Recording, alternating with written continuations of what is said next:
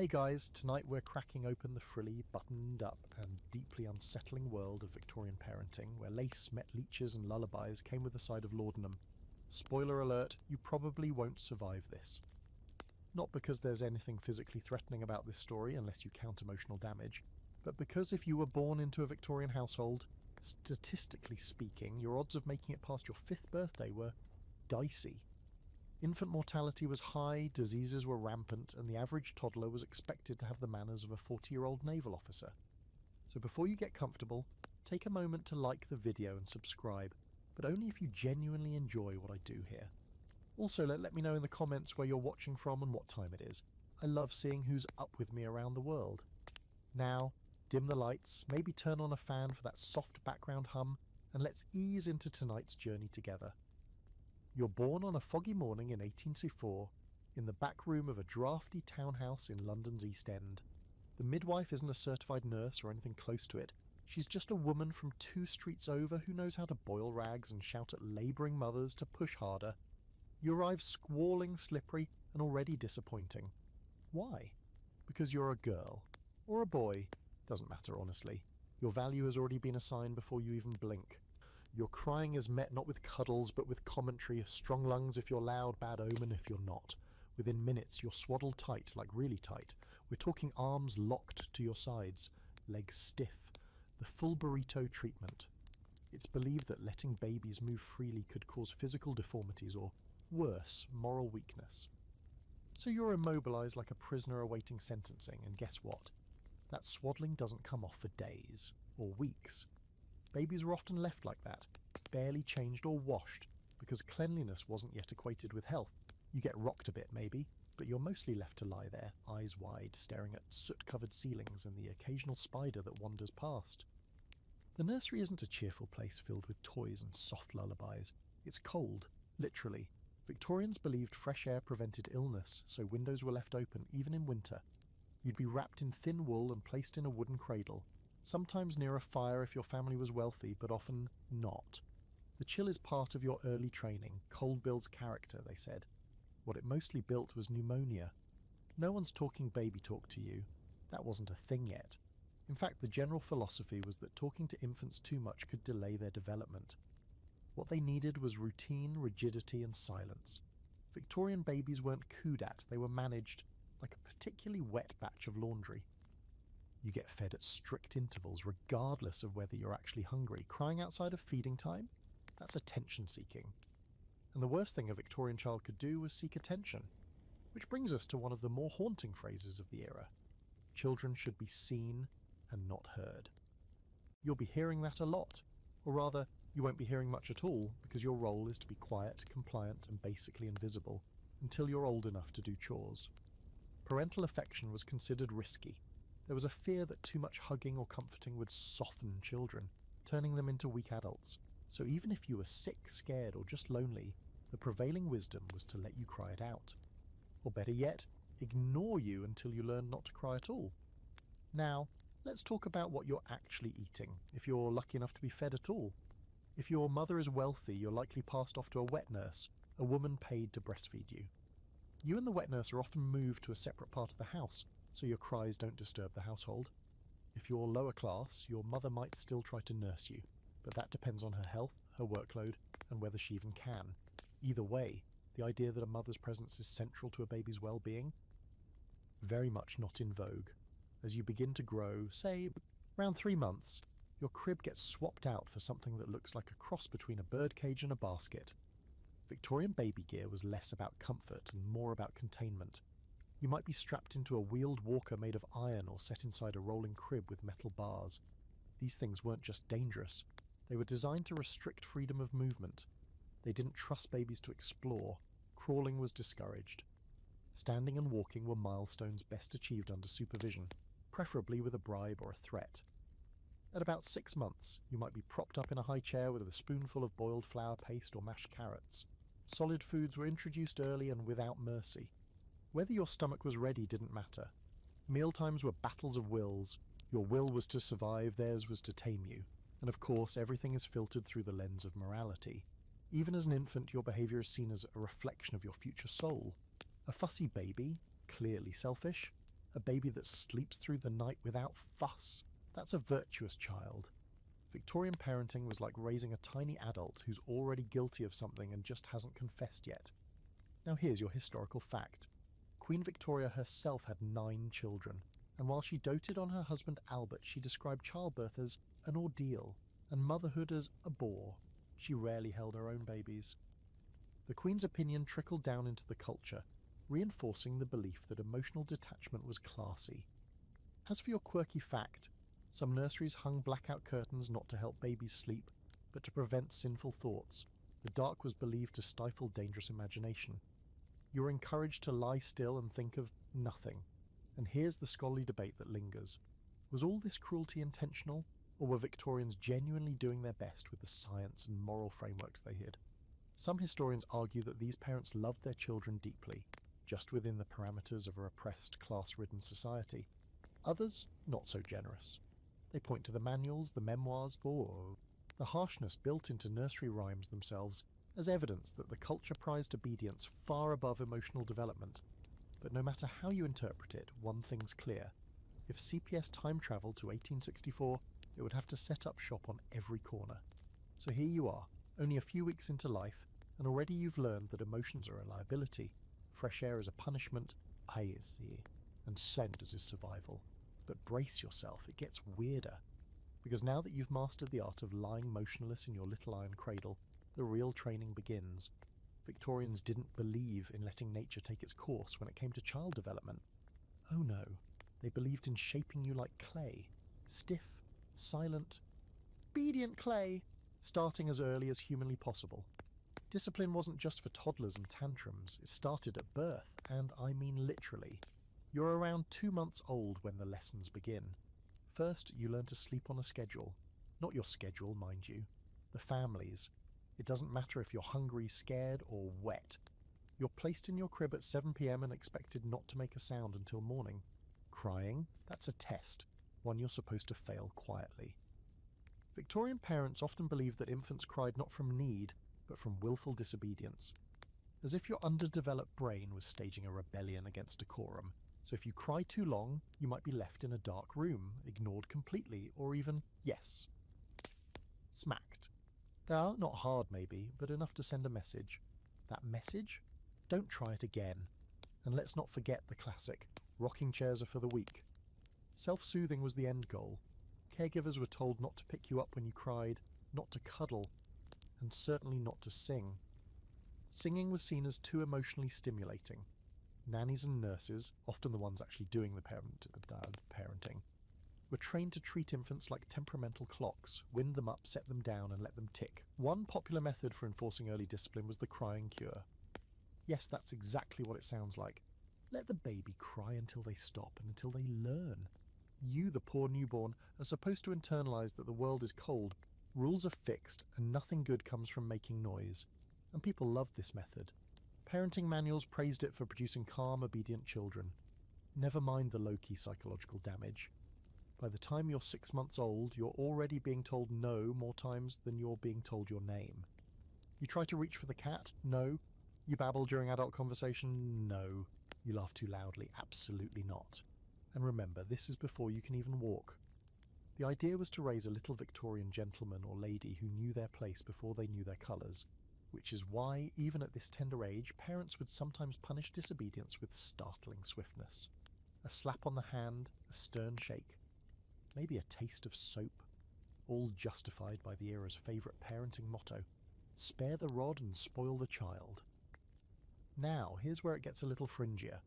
There were actual devices made to help with early discipline, like child restraining straps to keep you from crawling where you weren't supposed to, or special chairs that forced you to sit upright, no matter how much your spine protested. Some nurseries even featured padded obedience mats, where babies were placed when they cried too long. Not for comfort, mind you, just isolation. Imagine time out, but with more guilt and fewer plush toys.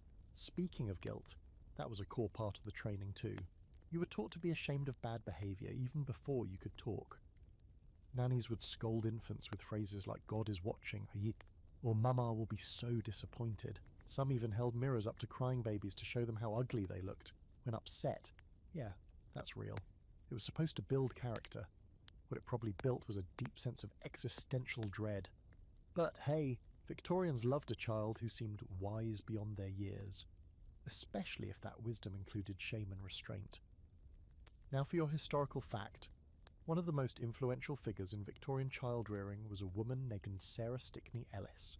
She wasn't a paediatrician, but she wrote widely read manuals on how to raise morally upright children, especially girls. Her advice? Teach them obedience, modesty, and the art of suffering silently. For boys it was discipline and leadership, for girls self-sacrifice and gentleness, even if it meant suppressing every natural impulse. Your quirky fact: Victorian families often scheduled punishment hours, literally designated times in the week when a child would be reviewed and, if found wanting, punished accordingly. It was supposed to take the spontaneity out of discipline, making it feel more just. Instead, it just made kids live in dread of Tuesdays at 4 p.m. And here's your scholarly debate. Were these methods really about the child's development, or were they about protecting the adult's comfort and social status? Some historians argue that early discipline served to keep children manageable in overcrowded homes, where one crying baby could disrupt everything. Others say it was less about necessity and more about control, an obsession with order and appearances. After all, in a society where your family's reputation could rise or fall on your child's behaviour at a tea party, you had every reason to silence the squirming. But what no one debates is this: Victorian parenting left its mark on generations of children, on the culture, and probably on your dreams tonight. Sweet ones, hopefully. By now you've learned how to lie still, cry softly if at all, and make yourself smaller in every possible way. That's just the warm-up. Because as you toddle into your first real memory-forming years, Victorian society has a whole new set of expectations ready to slam down on your tiny shoulders. You're not just expected to behave, you're expected to vanish.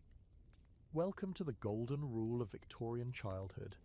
Children should be seen and not heard. And to be honest, seen is already pushing it.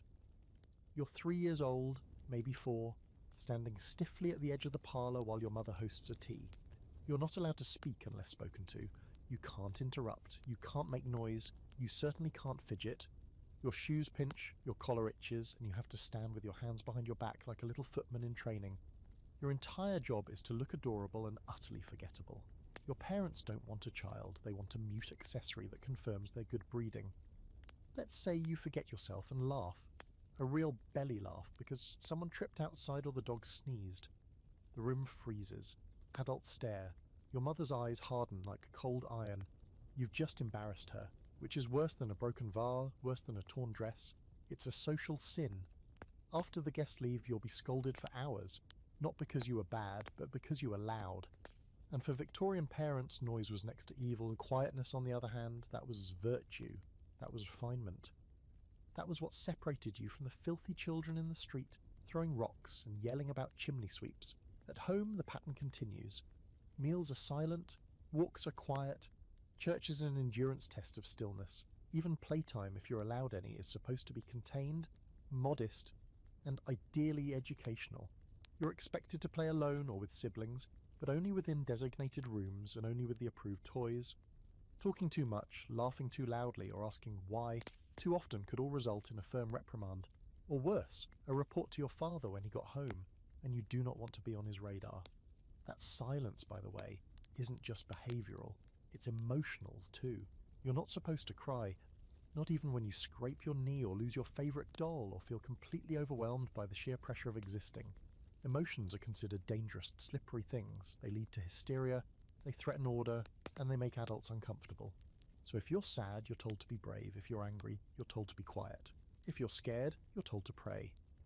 Children who couldn't meet the silence standard were often labelled difficult or willful, two of the worst things you could be. And being difficult meant punishments designed to teach you restraint. Some children were made to kneel in corners for hours, or hold books out at arm's length as a physical discipline for fidgeting. Others were given shame-based punishments, like being made to wear a placard around the neck reading "bad" or "noisemaker" at school. These weren't just cute little parenting hacks, they were tools of social conditioning. And of course, all of this assumed you were from a family that could afford the space and time to enforce these rules. If you were poor, the silence mandate still applied, but for different reasons. In a tenement building crammed with other families, noise could get you noticed by the landlords, police, or worse, child welfare types looking to remove unmanageable kids. Even street children learned early that quietness was survival. Crying might bring the wrong kind of attention. Yelling might get you arrested for disturbing the peace. So whether rich or poor, you were learning one lesson: your voice wasn't welcome. Now, here's your historical fact. Charles Dickens, yes, the guy with the orphans, wrote about this culture of silence constantly. In hard times, he created characters who suffered deeply from this emotional repression, especially children who were raised to prioritize facts and rules over feelings and imagination. He wasn't just being dramatic, he was throwing shade at real societal norms. Your quirky fact: some Victorian etiquette manuals warned that children should avoid asking adults more than one question per day, lest they become nuisances. Can you imagine that? Use your one question wisely. My child. Honestly, it sounds like a cursed fairy tale challenge. And here's the scholarly debate. Was this emphasis on silence truly about morality, or was it about power? Some scholars argue that the suppression of children's voices served a greater purpose, maintaining the strict hierarchies of Victorian life. If children were allowed to speak freely, question adults, or express unhappiness, it could unravel the entire structure. Silence wasn't just politeness, it was submission. But not everyone agrees. Some point to diary entries, letters, and journals that show affection between parents and children, sometimes playful, even indulgent. Maybe, just maybe, the rule of silence was more of a public performance. Behind closed doors, things could have been gentler, or they could have been worse. Victorian life was full of contradictions, and childhood was no exception. Either way, you're learning fast. Being a good child means being a quiet one who doesn't speak out of turn, doesn't make demands, and definitely doesn't laugh in the parlour. So the next time someone tells you they wish kids acted more like they did in the old days, feel free to remind them that those old days came with a strict no-joy policy and a whole lot of guilt to go with it. You're still small, barely tall enough to reach a doorknob, but the household already expects you to understand your role: quiet, tidy, invisible. Now comes the next layer of Victorian childhood: neglect. But make it classy. This is the part where you learn that your parents love you deeply, as long as someone else handles all the actual parenting. In fact, the wealthier your family, the more likely you are to grow up with a rotating cast of caretakers and exactly zero memories of your mother kissing your forehead goodnight. Welcome to the age of the outsourced childhood. If you're born into a well-to-do family, you've probably been assigned to a nursery suite somewhere in the back or upper floors of the house. It's your domain, but don't get too excited. The nursery is more of a holding pen than a sanctuary. It's filled with starched linens, wooden furniture, and maybe a rocking horse if someone remembered your birthday. But it's cold. Not just the draft creeping through the windows, though that's always there, but the emotional coldness comes too. Your mother rarely visits. She might stop by once a day to observe you from a distance, nodding approvingly if you're sitting still and clean, or frowning if your socks are crooked. Affection is the job of someone else, specifically your nurse, nanny, governess, maid. It's hard to keep them straight, especially since they rotate so often. The nurse is usually a stern older woman with the emotional warmth of a tax ledger. She's paid to keep you alive, hygienic and orderly. Not happy. Happiness, like cuddling, is considered a luxury, or worse, an indulgence that could ruin your character. So instead of bedtime stories and lullabies, you get routines. Dress at 7, breakfast at 8, nap at 11, lessons after lunch. And if you deviate from this holy schedule, nurse will let you know, with a firm hand or a sharper tone.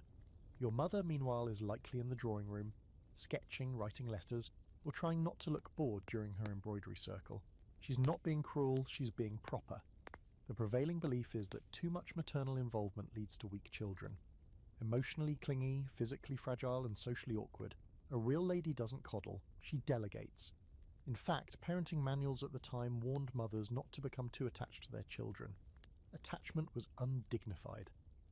Boundaries were the new love language. Of course, if you're a boy, you might see your father more, but that doesn't mean he plays ball with you in the yard. No, he quizzes you on Latin declensions, corrects your posture, and reminds you that feelings are for the French. If you show any softness, he'll launch into a lecture about manliness and honour, and how you'll never make it to Oxford if you cry every time you scrape your knee.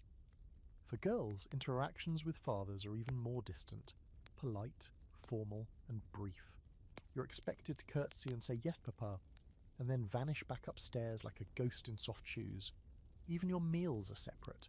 Children eat in the nursery, not at the dining table. You don't dine with your parents until you're old enough to handle a dozen forks and a conversation about estate management. Until then, mealtime is a utilitarian affair. Boiled vegetables, tepid broth, and the occasional biscuit if you've been especially obedient. You eat in silence, often watched by a scowling nurse who insists you finish everything on your plate, even the gristly bits. And heaven help you if you fall ill, because now you're a problem. Nurses might use mustard plasters, cold water treatments, or spoonfuls of castor oil to balance your humours. If your fever spikes, the doctor will be called, but don't expect comfort. Expect leeches and scolding. Victorians often believed that illness was a result of weak moral character, a poor hygiene or divine punishment. So if you're sick, it's probably your fault. You shouldn't have run outside without your hat. You shouldn't have eaten too fast. You shouldn't have cried at the thunderstorm. Now look what you've done. Here's your historical fact. In many upper-class households, babies were handed off to wet nurses, women paid to breastfeed infants in place of the mother. Sometimes the baby was even sent away to the wet nurse's home for the first year or more of life. By the time the child returned, the mother might barely recognise them or care to. Your quirky fact? Some households employed rocking cradles attached to pulleys that nurses could operate by foot. That way, they could rock the baby without having to touch it. Parenting by rope and leverage. Efficient, emotionally distant, and very on-brand. And now for the scholarly debate. Did Victorian parents truly feel less affection for their children, or was affection just channeled differently?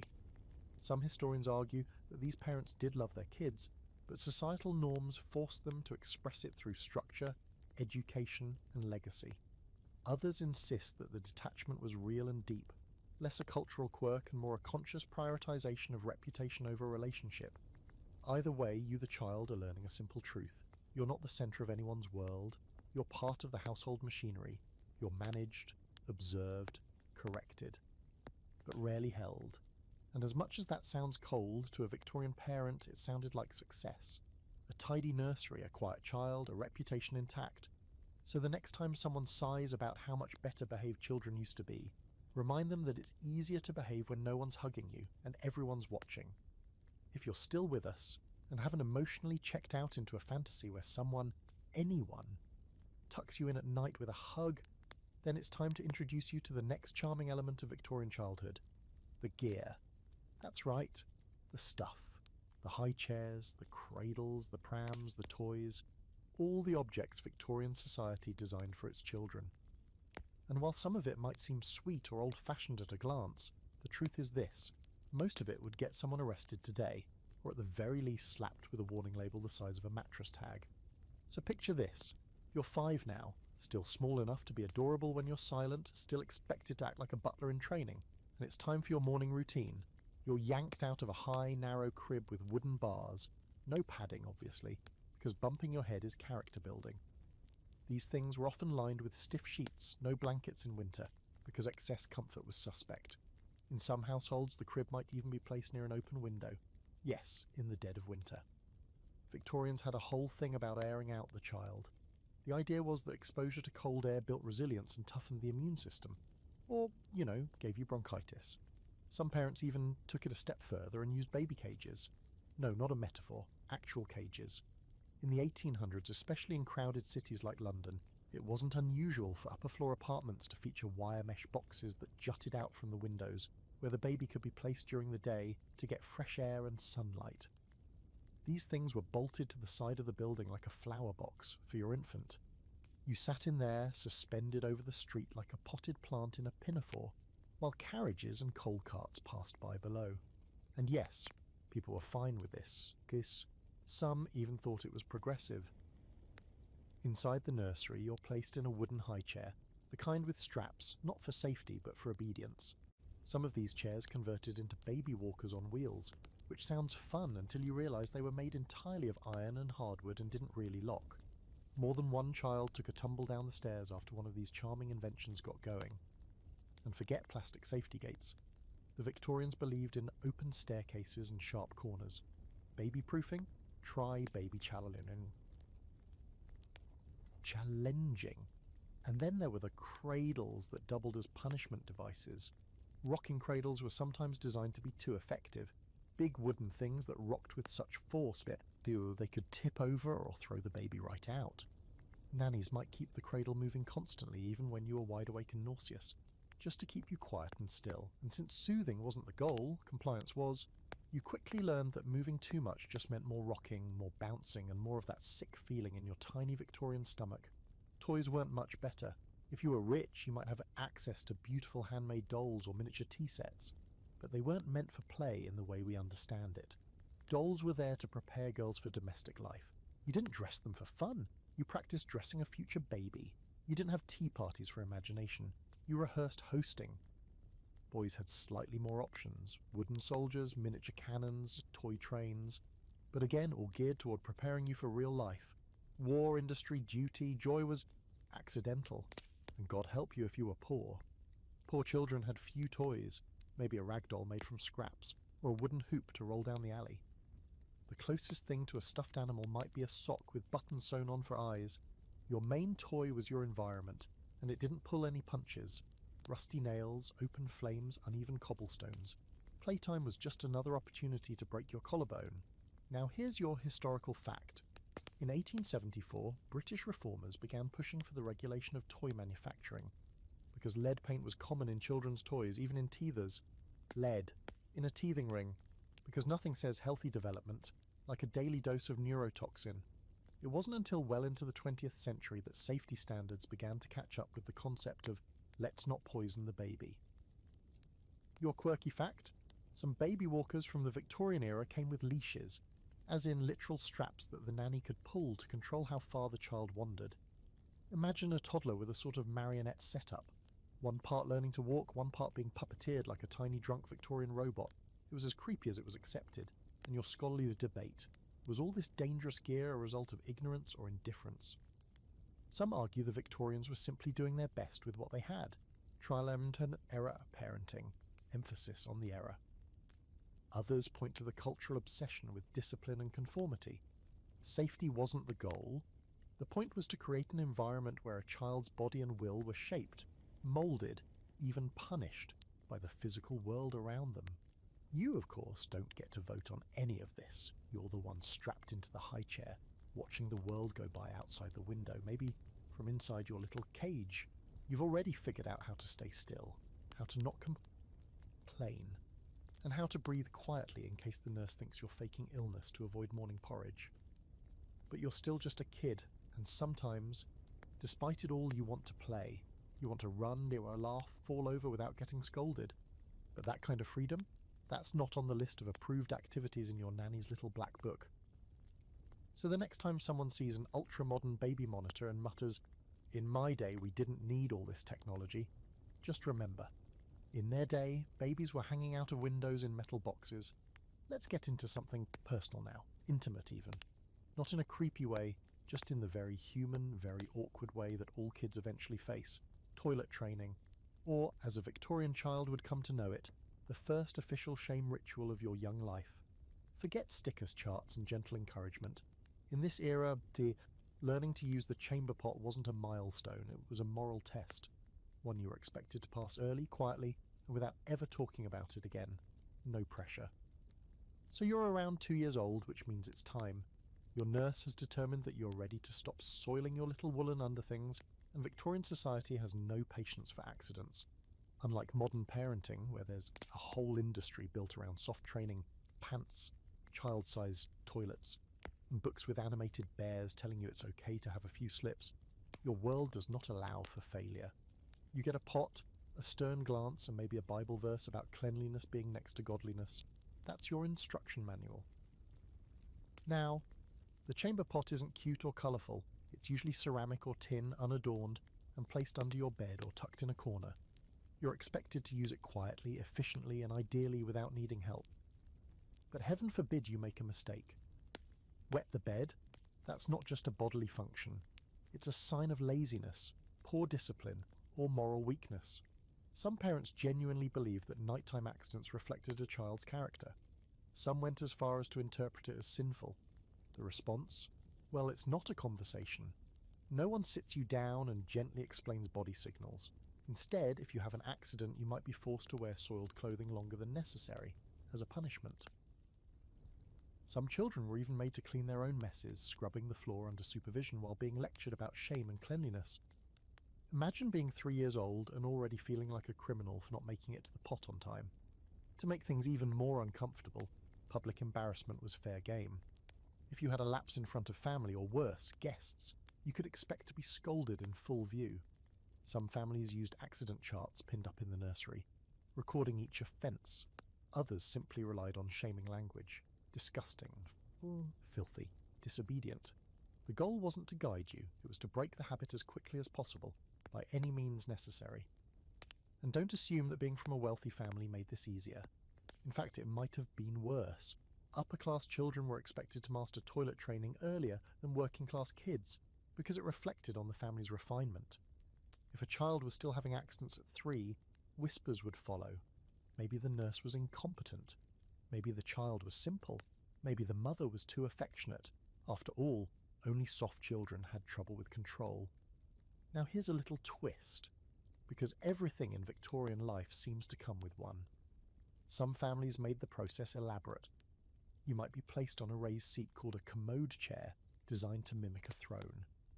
Rich children sat on velvet-trimmed seats with porcelain basins hidden underneath, surrounded by embroidered privacy screens. But don't get it twisted. It wasn't luxury. It was a stage. You were expected to sit still for long periods, to not fidget, and to emerge clean and triumphant, like a tiny royal in training. In contrast, poor children didn't always have a pot to themselves.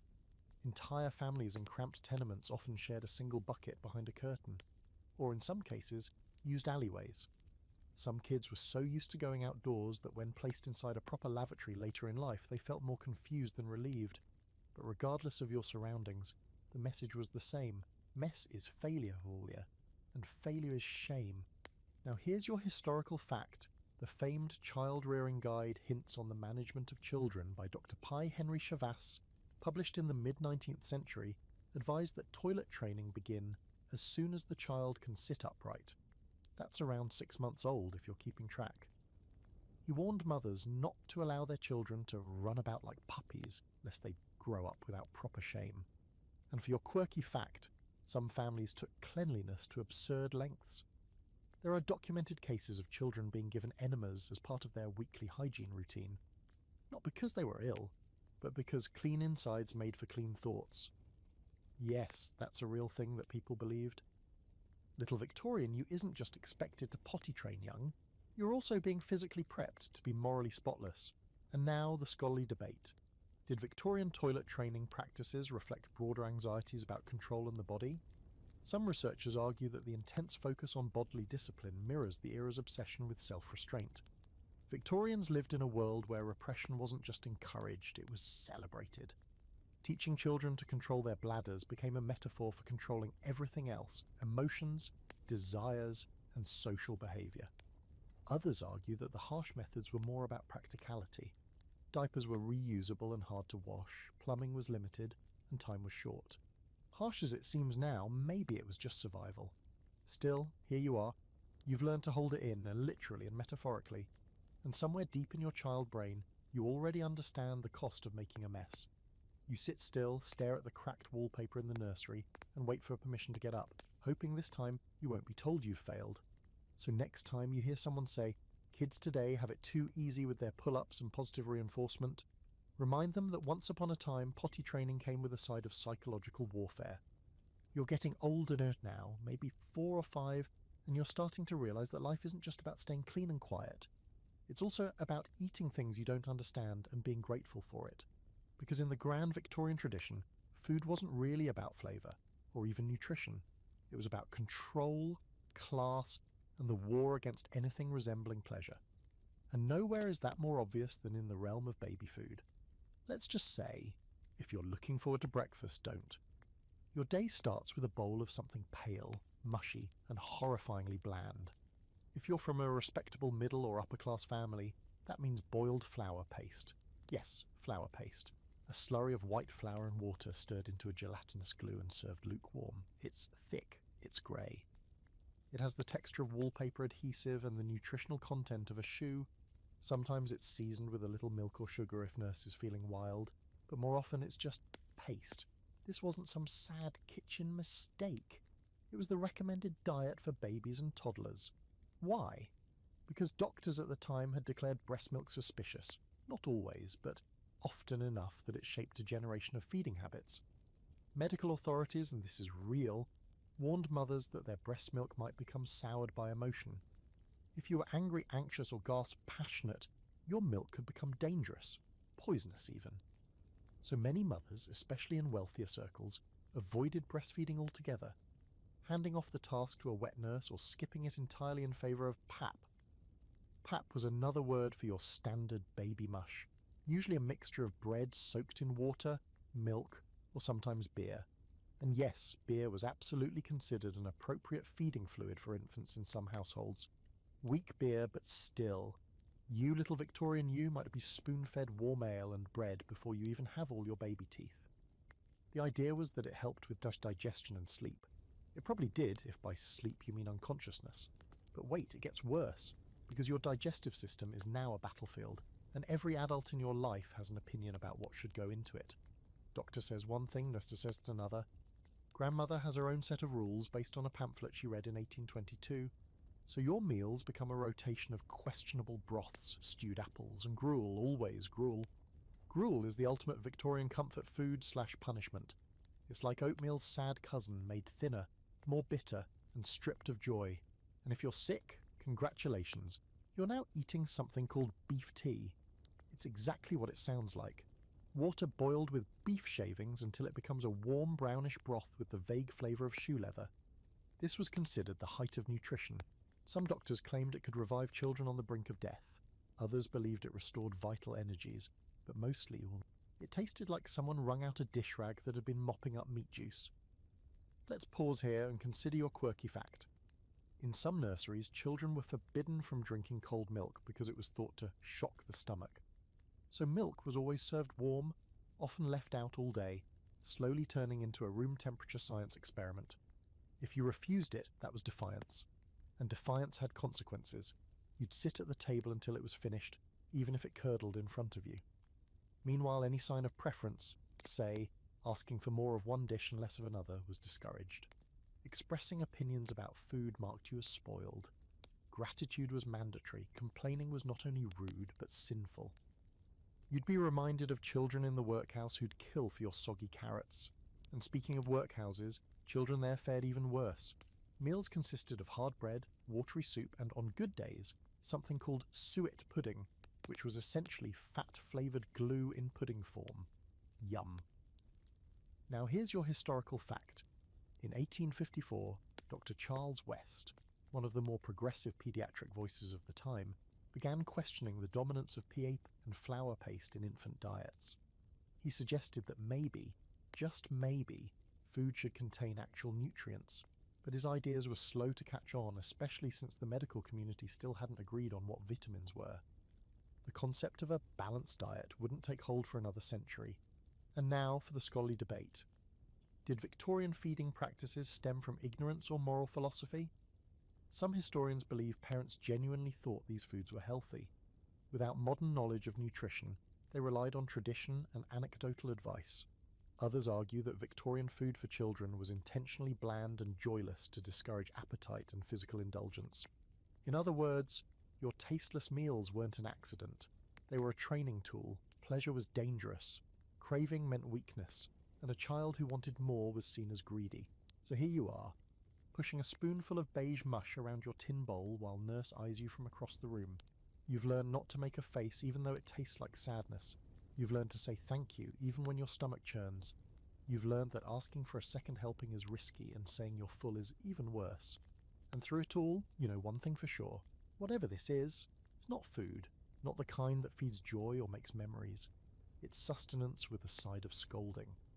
So next time you hear someone wax nostalgic about simple meals from a simpler time, you have full permission to imagine them eating lukewarm beef water while being judged for existing.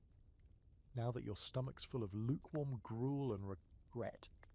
It's time to move on to your next Victorian rite of passage, getting sick, because, spoiler alert, you will, sooner rather than later. Childhood illness in this era isn't a question of if, it's when, how badly, and whether you'll be permanently altered or just temporarily traumatised. And here's the worst part. Once you're ill, the grown-ups around you shift from strict caretakers to well-meaning torturers armed with medicine cabinets full of nightmares and a very flexible definition of healing. It starts with a cough. Innocent, raspy, nothing major, but within a day, you're wheezing like a haunted accordion, you have a fever, your skin is flushed, and your chest feels like someone parked a carriage on it. Everyone's nervous, but no one panics. This is normal. Kids get so sick, it's part of childhood, and Uhoma, according to the Victorian wisdom, is also possibly a punishment for moral failings. Were you jealous of your sister's doll? Did you speak during adult conversation? Then maybe, just maybe, your illness is heaven's way of saying mind your manners. Enter the doctor. He's not wearing a white coat because that's not a thing yet. Instead, he arrives in a top hat, possibly a cravat, and a bag full of glass bottles and iron instruments that wouldn't look out of place in a blacksmith's shed. He smells faintly of gin and leather-bound disappointment. He presses a brass stethoscope to your back and mutters something Latin. Your nurse hovers in the doorway. Your mother may or may not be present, depending on how polite society feels about women witnessing medical procedures. The diagnosis doesn't matter. It's probably inflammation of the lungs, or child's fever, or something vague like nervous complaint. The solution? Laudanum. Let's pause here for your historical fact. Laudanum was a popular Victorian medicine made of opium dissolved in alcohol. It was used for everything from teething pain to insomnia to tuberculosis. Children were regularly given drops, sometimes teaspoons of it, and no one batted an eye. There were brands specifically marketed to mothers with innocent names like Godfrey's Cordial or Mother's Little Helper. The bottles didn't list side effects, of course, because overdose wasn't a real concept when the average pharmacy looked like a magician's poison cabinet. So you're tucked into bed, sweating, whimpering, and completely loopy from your first real taste of opium. You might hallucinate. You might pass out. If you're lucky, you'll wake up feeling a little better. If not, the next round of treatments includes mustard plasters, strips of cloth smeared with a spicy caustic paste and slapped onto your chest to draw out the illness. They burn, they sting, and if left on too long, they blister your skin. The nurse tells you to be brave. After all, good children suffer quietly. Maybe they decide to bleed you. Not always, but it's still done, especially if you're older or if someone in the household believes in humoral theory. A little cut on your arm, a few ounces drained into a bowl. Sometimes it's done with leeches instead, squirming things plucked from a jar and placed on your tender skin while adults murmur about balance and toxins. No one ever asks if you're okay with this. You're not supposed to be okay, you're supposed to be obedient. And here's your quirky fact. There was a popular treatment called blistering, which involved applying chemicals to the skin to deliberately raise blisters, because it was believed this would draw the illness away from vital organs. So in case the laudanum didn't work and the mustard failed, they might literally scold your skin for your own good. Let's say your fever breaks. Hooray! But that doesn't mean your suffering is over. Recovery is another performance. You're expected to be grateful, humble, reformed. There's often an assumption that your illness was divine discipline, and now that you've survived it, you're expected to behave with a new, saint-like meekness. No outbursts, no complaints. You've been spared, and you'd better act like it. And if you don't recover, if your cough lingers or your leg doesn't quite work the same again, you join a long list of Victorian children marked by illness. Lifelong invalids were common. Some became objects of family pride, delicate, poetic children who lived quietly in upstairs rooms, wrapped in shawls and nostalgia. Others were hidden, ignored, or shuffled off to sanatoriums. Either way, illness wasn't just physical, it was a shaping force. It defined your social role, your marriage prospects, even your personality. Were you cheerful despite your frailty? Good. Were you moody, bitter, and in pain? That's a moral failing. Here's the scholarly debate. Were these treatments actually meant to heal, or were they rituals of control? Scholars believe that Victorian medical care, especially for children, was more about maintaining adult authority than curing disease. Illness was treated like misbehaviour, to be corrected, punished, or spiritually explained. Others argue that within the limits of contemporary science, caregivers were doing their best, They genuinely thought they were helping. Sure, it looks barbaric now, but they didn't have antibiotics or understanding of germ theory, just a set of inherited beliefs, some alcohol, and a whole lot of opium. But whatever the intention, you, the child, are caught in the middle. You don't know why your skin burns. You don't understand why you can't breathe, or why the room keeps spinning, or why the nurse keeps whispering that God gives his hardest battles to his smallest soldiers. You just want to feel better. You want someone to hold your hand without applying a mustard poultice to it. And even if you do survive, and statistically that's still not a guarantee, you carry the experience with you. The memory of pain, the helplessness, the strange adult rituals conducted around your fevered body. Maybe you'll recover fully. Maybe you'll limp. Maybe your lungs will always rattle when it rains. Either way, welcome to the club. You're officially a survivor of Victorian paediatric medicine. So the next time you hear someone grumble that kids today are too soft and never get sick anymore, just quietly picture a 5-year-old with leeches on their chest and a laudanum-laced lollipop in their mouth, trying not to cry because they know what comes next, so you've made it through the fever, the mustard plasters, and the medicinal opium trip. Congratulations, survival's looking more plausible. But don't relax just yet, you're not off the hook. Because now that you're upright again and able to walk without seeing 3 of everything, it's time to return to the other form of medicine your Victorian caregivers firmly believed in, discipline. Not just any discipline, mind you. We're talking full-blown, state-approved, science-flavoured corporal punishment. Yes, pain as pedagogy, a time-honoured tradition in households, schools, churches, basically anywhere that might trap a child long enough to make them better. You've probably already been introduced to the lighter end of the punishment spectrum, a slap on the wrist for fidgeting at tea or being sent to your room for speaking out of turn. But now, as you approach the ripe old age of 6 or 7, the rules change, the stakes rise. You're now considered morally aware enough to know right from wrong, at least in theory. So your misbehaviour is no longer childish, it's wicked, and wickedness must be purged. You knock over a vase while playing with your ball inside. Harmless mistake, right? Wrong. That vase was Aunt Elizabeth's heirloom, and your recklessness is now interpreted as disrespect. You're summoned to the drawing room. The cane is fetched. This isn't an impulsive smack, it's a ritual. Your nurse stands nearby, silent. Your father delivers the punishment, or your mother if he's not home. Sometimes the governess. Whoever it is, they're not angry. They're calm, almost serene, because in their mind, this isn't abuse, it's correction. You're told to bend over a chair, or hold out your hand, or stand still while the cane meets your backside, your palms, your thighs. The number of strikes varies, but there's often a set amount. 3 for lying, 5 for disobedience, more if you flinch or cry, and afterward, you're expected to thank them, literally. Thank you, Mama. Thank you, sir. This isn't just about pain, it's about submission. Here's your historical fact. The Victorian era saw the rise of formal corporal punishment policies in schools and homes alike. The Education Act of 1870 made schooling mandatory for children in Britain, and with it came institutionalised discipline. Headmasters kept canes hanging on walls as visual reminders. Some even named them. The Persuader. The Reminder. Real creative stuff. Meanwhile, religious households often framed punishment in spiritual terms. Spare the rod and spoil the child, that old favourite from Proverbs, was quoted so often it practically became the national parenting motto. Disciplining your child wasn't just acceptable, it was a godly duty.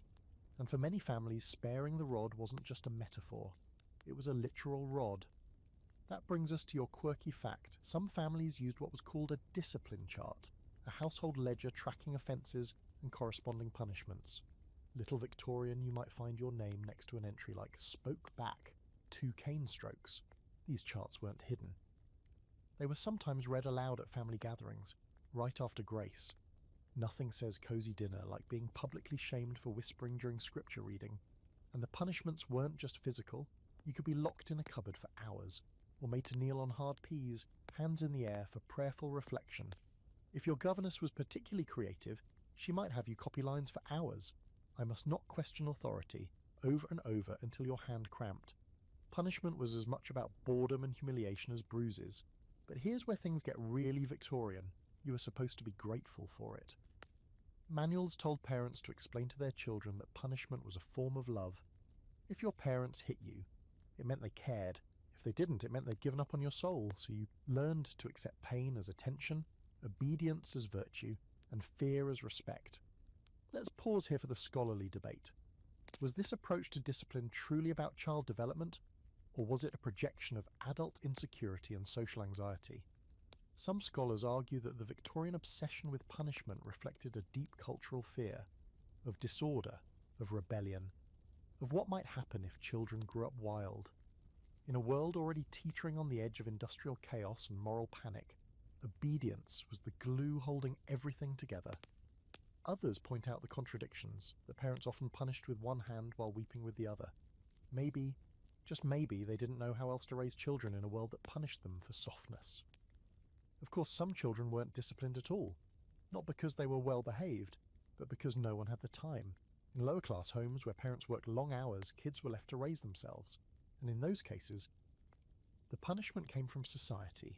Police, schoolmasters, employers. Discipline didn't disappear.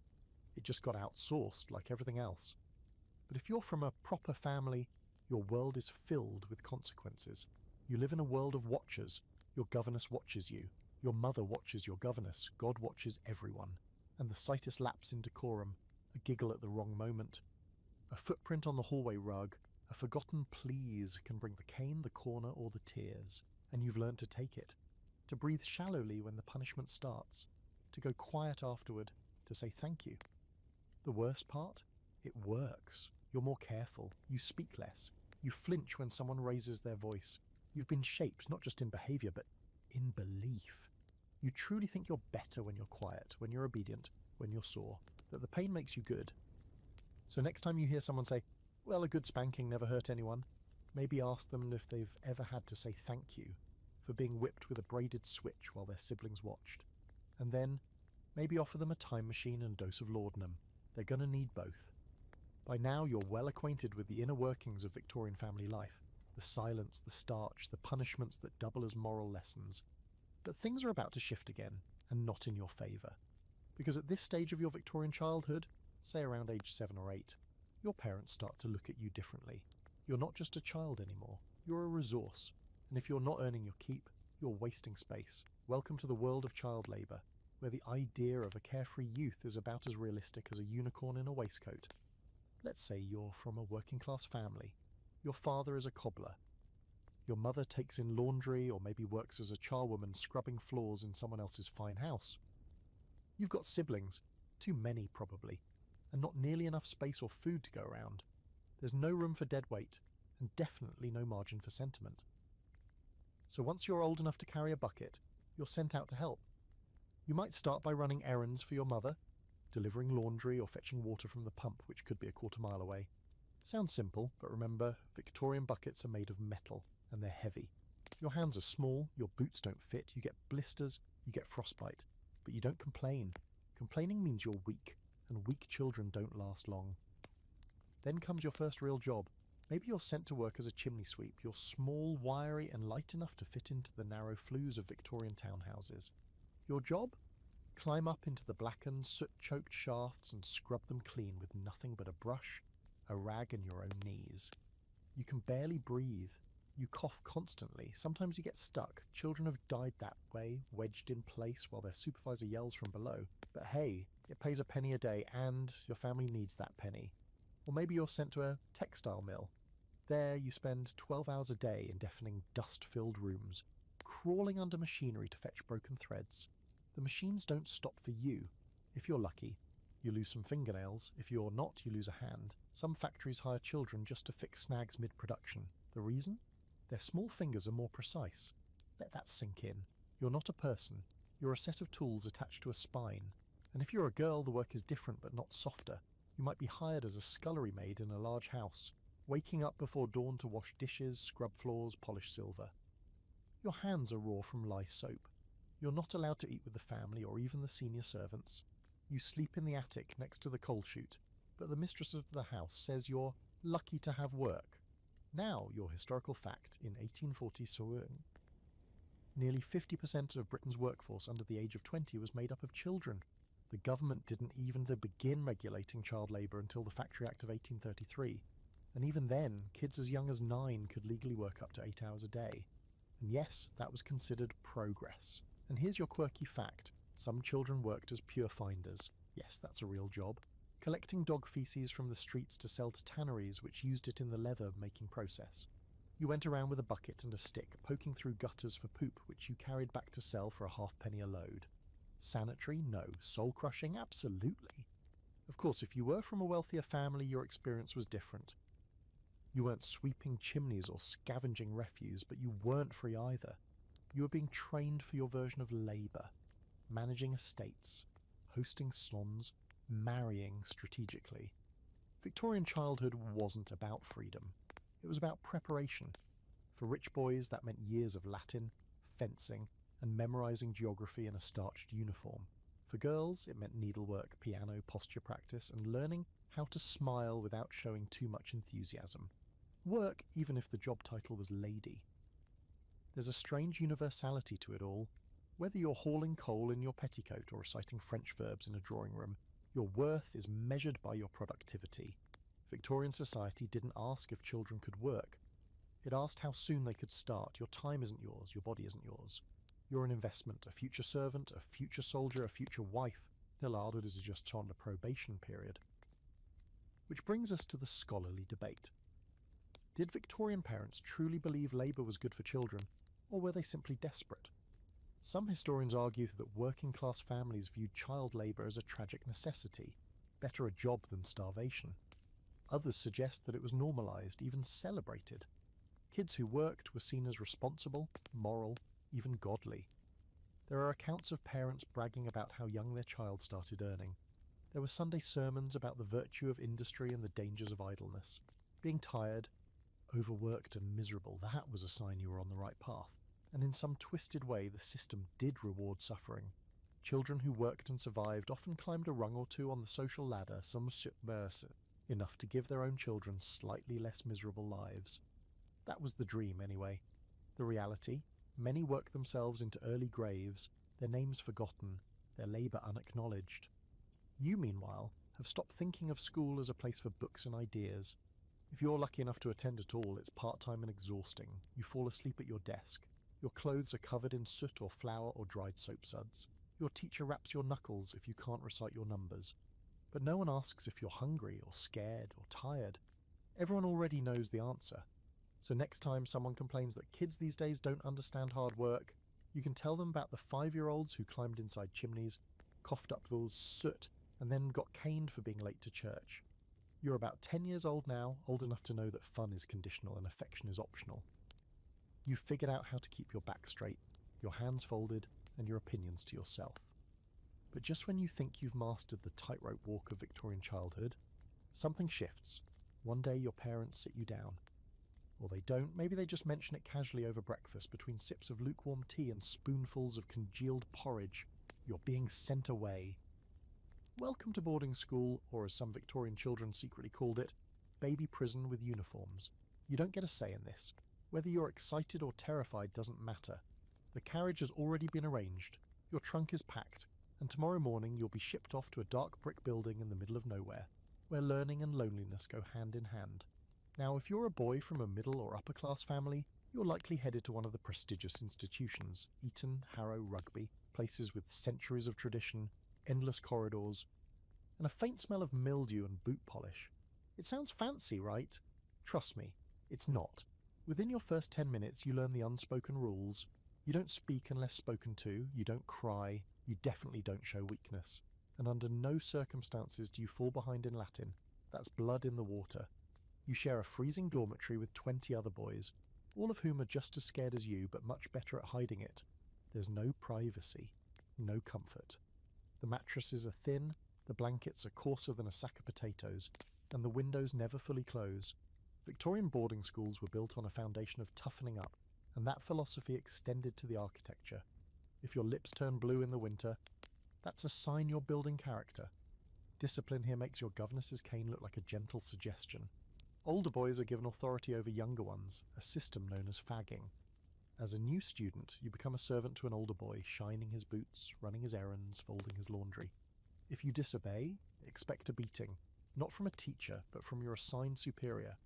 This, you're told, is how boys become men, through hierarchy, through endurance, through bruises you don't complain about. Here's your historical fact. Thomas Arnold, headmaster of Rugby School in the early 19th century, revolutionised the British boarding school system by promoting moral education through strict discipline and Christian values. Sounds noble, right? In practice, it meant longer hours, harsher punishments, and a deep emphasis on guilt as an educational tool. If you're a girl, things are a little different, but no less brutal. Girls' boarding schools were less about classical education and more about perfecting the fine art of being quietly miserable. Needlework, piano, deportment. You're taught how to enter a room, how to sit, how to pour tea, how to not have opinions. Your curriculum includes moral instruction and basic French. Science? No. Mathematics? Just enough to balance a household budget. Physical activity? Only if it doesn't make you sweat. But the worst part isn't the homework or the dormitories, it's the loneliness. You're 10, maybe 11, and you've just been uprooted from everything familiar. You don't see your parents for months. Letters arrive sporadically, if at all. Visiting days are rare. You miss home, even if home wasn't exactly warm and fuzzy. At least there, someone knew your name without checking a ledger. Let's stop for your quirky fact. Some boarding schools were so strict about posture that girls were made to wear backboards, wooden braces tied to their shoulders and waists to keep their spines perfectly straight. You'd sit in class with a literal plank strapped to your back, all in the name of ladylike poise. And here's the scholarly debate. Were boarding schools truly about education, or were they about control? Some historians argue that these institutions functioned as social factories, training children to slot into their appropriate adult roles. Boys learned leadership through cruelty. Girls learned obedience through science. Others claim that, in a strange way, boarding school offered children more consistency and structure than chaotic or neglectful home lives. The friendships they formed there, often out of desperation, could become the only real emotional connections they ever knew. Still, it's hard to shake the feeling that you're being warehoused. You're not at school because anyone thinks you're brilliant or curious. You're there because it's expected. It's part of the plan. Get educated. Get married. Get out of the way.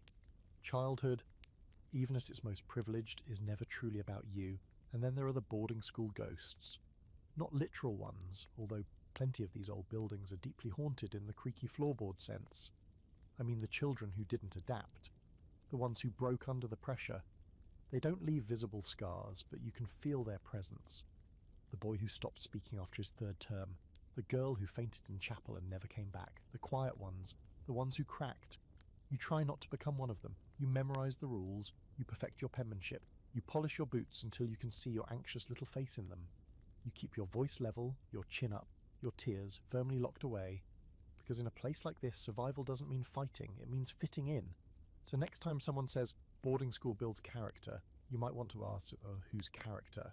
And at what cost? Because yes, it builds something. But sometimes that something is made of ice and sources and a very well-repressed scream. There's a photo on the mantle now, black and white, sepia tone, stiff with formality. You're in it, standing between your older sister and younger brother, all dressed in your best. But the strange part, the part that would make a modern viewer do a double take, is that your little brother isn't blinking. He isn't breathing either. He's dead. And that photo? It's his final portrait. In the Victorian era, death didn't end your place in the family. It just meant you had to hold still long enough for the photographer to finish. Welcome to postmortem photography, and the deeply unsettling but strangely tender way the Victorians memorialised childhood. It's 1871, and your brother caught scarlet fever. One day he had a rash and a sore throat. A few days later, he was gone. There were no antibiotics, no emergency rooms, no comforting pastel brochures about long-term recovery. Just fever, prayer, and the slow, quiet descent into silence. He died in the nursery. They laid him out on the bed with a sprig of lavender and a crucifix in his hand. He didn't make it to 6. And now the photographer has arrived. He's dressed like an undertaker because, quite often, he is one. His cart is loaded with equipment. Tripods, cloth backdrops, chemicals, wooden earths, braces designed to keep the subject still. You, your mother, and your sister are told to put on your Sunday clothes. You're not to cry, at least not in front of the camera. Crying makes your face puffy, and besides, your mother says, "This will be the last time we're all together." So you sit beside your brother's tiny body, one hand placed gently on his cold arm. The photographer arranges him to look peaceful, sometimes even propping open his eyes with the little metal pins to create the illusion that he's just asleep. His limbs are stiff, but you don't flinch. This is normal. Entire photo albums are filled with the dead, dressed and posed among the living. Infants in bassinets, toddlers seated in armchairs, teenagers in uniforms they never got to wear in life. Here's your historical fact. Postmortem photography reached its peak in the 1850s and 60s, especially among middle-class families who could afford a single photo but not multiple portraits. For many, it was the only visual memory they would ever have of their lost loved one, especially children, who often died before reaching school age. These photographs weren't hidden. They were displayed, cherished, framed, sent to relatives. Your mother weeps later, in private. Not in front of the photographer, not in front of you. She's already taken off her jewellery, slipped into her mourning dress, jet black, with crepe trim. She'll wear it for the next 6 months, or maybe a year, depending on how many other children survive. Mourning isn't just an emotion, it's a schedule. Women were expected to perform their grief properly, or else risk social shame. Too much sobbing was unseemly, too little made people talk. And you learn quickly that grief has rules. You're expected to pray for your brother's soul every night. You're told he's in a better place, that he's an angel now, but you're also expected to keep your emotions tidy. Sorrow is fine, quiet, dignified sorrow, but question, outbursts, screaming into your pillow because you miss him so badly your chest hurts, not acceptable. Let's pause for your quirky fact. Mourning clothes for children existed too. Little girls were dressed in black frocks with lace trim. Boys wore black armbands or cravats. Entire industries popped up to support grieving families. Mourning jewellery, mourning stationery, mourning dolls. Yes, there were dolls dressed in funeral garb, sometimes placed in coffins alongside the deceased child. And here's the scholarly debate. Was this obsession with death a sign of emotional repression, or the opposite? Some historians argue that post-mortem photography and ritual mourning were ways for Victorians to maintain emotional connections in a world where death was constant and unpredictable. Others say it was about appearances, grief packaged and staged for public consumption. Mourning became performative, even competitive. Who wore black the longest? Who cried the quietest? Who bore their loss with the most stoic dignity? But here's the thing, it wasn't all coldness, it was just structured. In a time before modern medicine, death visited every household. You knew children who died, sometimes siblings, sometimes cousins, sometimes your best friend from school who suddenly wasn't at the desk beside you anymore. Death was part of your childhood in the way birthday parties are today. It had rituals, outfits, etiquette, and photography gave it a frozen kind of permanence. You look at that photo years later when you're a teenager. Taller now, maybe in your first corset or your first pair of boots that actually fit. You see your own face next to your brother's, and you remember the moment. The smell of lavender, the silence in the room, the weight of your mother's hand on your shoulder. You weren't smiling, but you weren't frowning either. You were just there, holding still, because that's what you were taught to do. So the next time someone marvels at the good old days, the simpler times, the tidy families in their formal portraits, go ahead and ask, which one of them is dead in that picture? Odds are it's at least one. You've cried, quietly, alone, into a scratchy pillow under a thin blanket in the nursery, because that's where grief belongs, out of sight. But now it's time to get back to your duties, your lessons, your stiff-backed posture. Time to push the death of your sibling into the same mental drawer as don't fidget at dinner, and never ask why. Because in the grand symphony of Victorian life, emotions are not instruments. You don't play them, you mute them, especially if you're a boy. Especially if you ever hope to be respected, successful, or, heaven forbid, normal. Welcome to emotional repression as a family value, one of the most prized and painful skills a Victorian child could learn. You're sitting in the drawing room. Maybe you're 12 now. Your mother is embroidering in silence. Your father is reading the paper and occasionally clearing his throat like it's a form of communication. Your governess is nearby, correcting your sister's French verbs.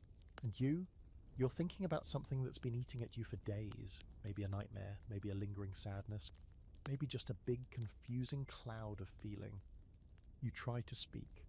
Mother, you begin, but she doesn't look up, not out of cruelty but out of training. Victorian women were taught to avoid emotional indulgence. You're met not with comfort, but with a calm, dismissive, "What is it, dear?" You're already behind. The conversation has a time limit. You have 7 seconds to explain your feelings in a way that's tidy, brief, and not too intense. And the words get stuck, because no one's ever modelled how to say "I'm scared," or "I miss him," or "I feel like I might cry forever and never stop." So you swallow it, like everything else. For boys, the emotional clampdown is especially tight. You've been told since you could walk that boys are meant to be strong, stoic, heroic.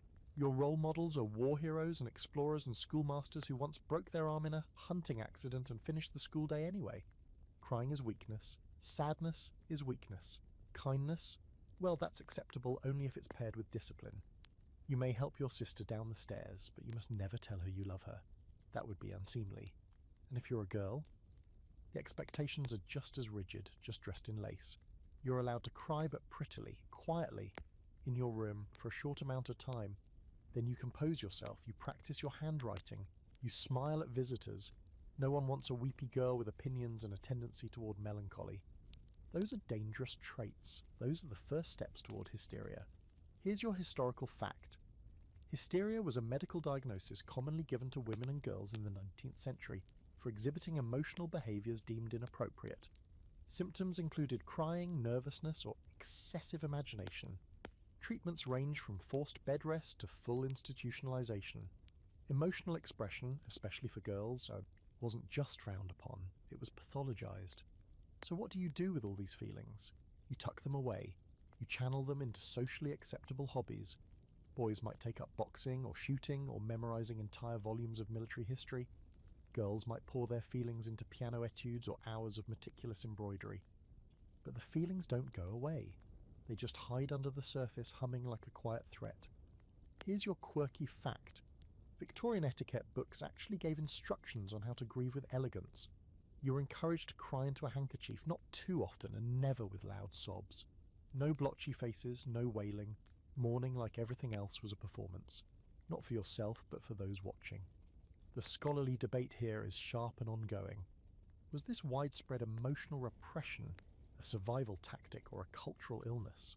Some scholars suggest that Victorian society, overwhelmed by war, disease, and a wildly shifting social structure, needed some kind of order, and suppressing emotion was one way to keep the things from spiralling.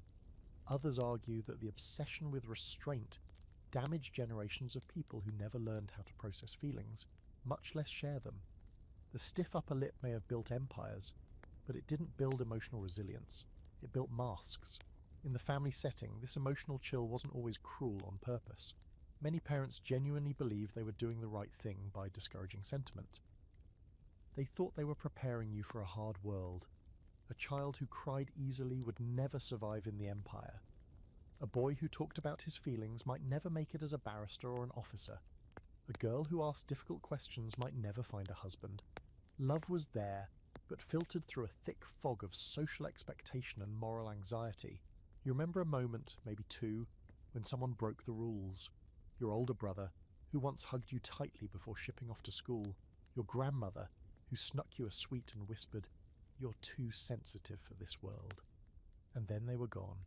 He to his future, she to her grave, and the silence returned. So you grow up learning how to survive, not just without affection, but without even the language for it. You know how to apologize, you know how to perform gratitude, but you don't know how to say, "I'm hurt," or "I'm proud of you," or "I'm scared." And the people around you, they don't either. So the next time someone sighs about how kids today are too emotional, just smile and remind them, once upon a time children were trained to feel nothing, and the ones who did, they learned to hide it behind perfect posture and tightly folded hands. It's early morning, the kind of grey, bone-damp morning that never quite wakes up, even after the sun's made a reluctant appearance. You're still in bed when you hear the heavy tread of your governess coming down the hallway. She's punctual, as always, with a face like carved marble and the voice of someone who's never laughed without regretting it. Today, like every other day, begins not with joy or warmth or even a sleepy hug, but with a pointed reminder of everything you are already failing at. Welcome to the emotionally exhausting treadmill known as Victorian motherhood's impossible standards, And the guilt trip children weren't even meant to hear, but absolutely did. See, your mother doesn't raise you directly, that much we've covered. But she hovers in the background, a constant presence felt more through judgment than affection. She may not serve your meals or bandage your knees, but her expectations loom like the weather. Every decision about your upbringing is filtered through her, through what the neighbours might say, through what her own mother might have done, through the endless library of etiquette books lining the shelves in the morning room. Your mother is tired. Not visibly, of course, she maintains appearances, but underneath the silks and corsetry is a woman constantly performing, constantly second-guessing, and constantly terrified that she's already ruined you. And she probably has, but not in the way she's worried about. There are rules for everything. What time you should speak, how long you should hold eye contact. When it's acceptable to interrupt a conversation, spoiler, almost never. What illnesses are considered fashionable? Consumption, very in right now, and what behaviours are cause for social death? Crying in public, chewing with your mouth open, being too clever if you're a girl. Your mother enforces these rules like a general, not because she enjoys it, but because she has no choice. Victorian motherhood isn't about nurturing, it's about managing a reputation. Here's your historical fact. In 1865, the Book of Household Management by Mrs. Isabella Beeton was a bestseller in England. It included everything from recipes to medical advice to guidance on child rearing. One key message: the good mother must be constantly vigilant, morally upright and self-sacrificing. She must raise obedient children and run a flawless home, all while maintaining her own delicate feminine health. Sounds easy, right?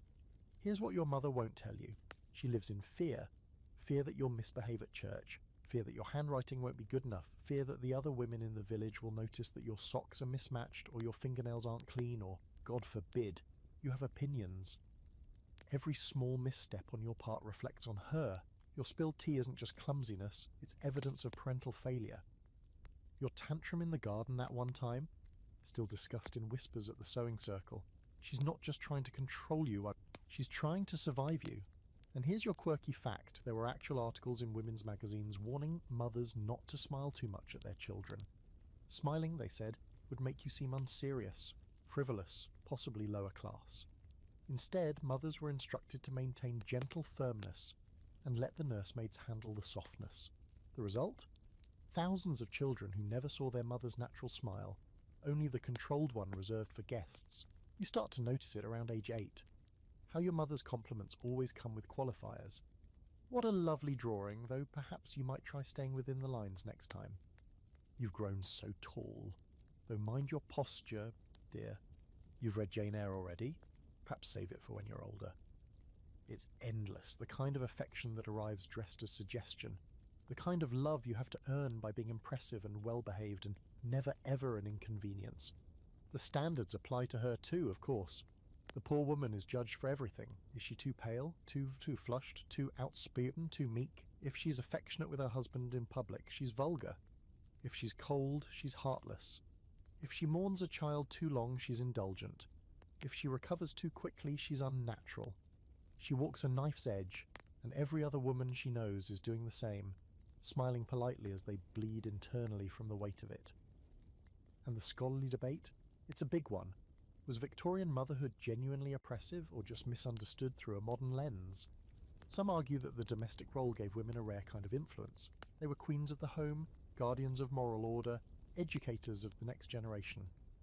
But others point out that this queenhood came without autonomy. Women couldn't vote, couldn't own property after marriage, couldn't control their own fertility. The home might have been their domain, but it was also their cage. For the children caught in this web, the effects were real. You learned early that love was a performance, both given and received. You learned that disappointing your mother meant not just a scolding, but a profound, aching sense of failing the entire family name. You were a living reflection of her success or failure.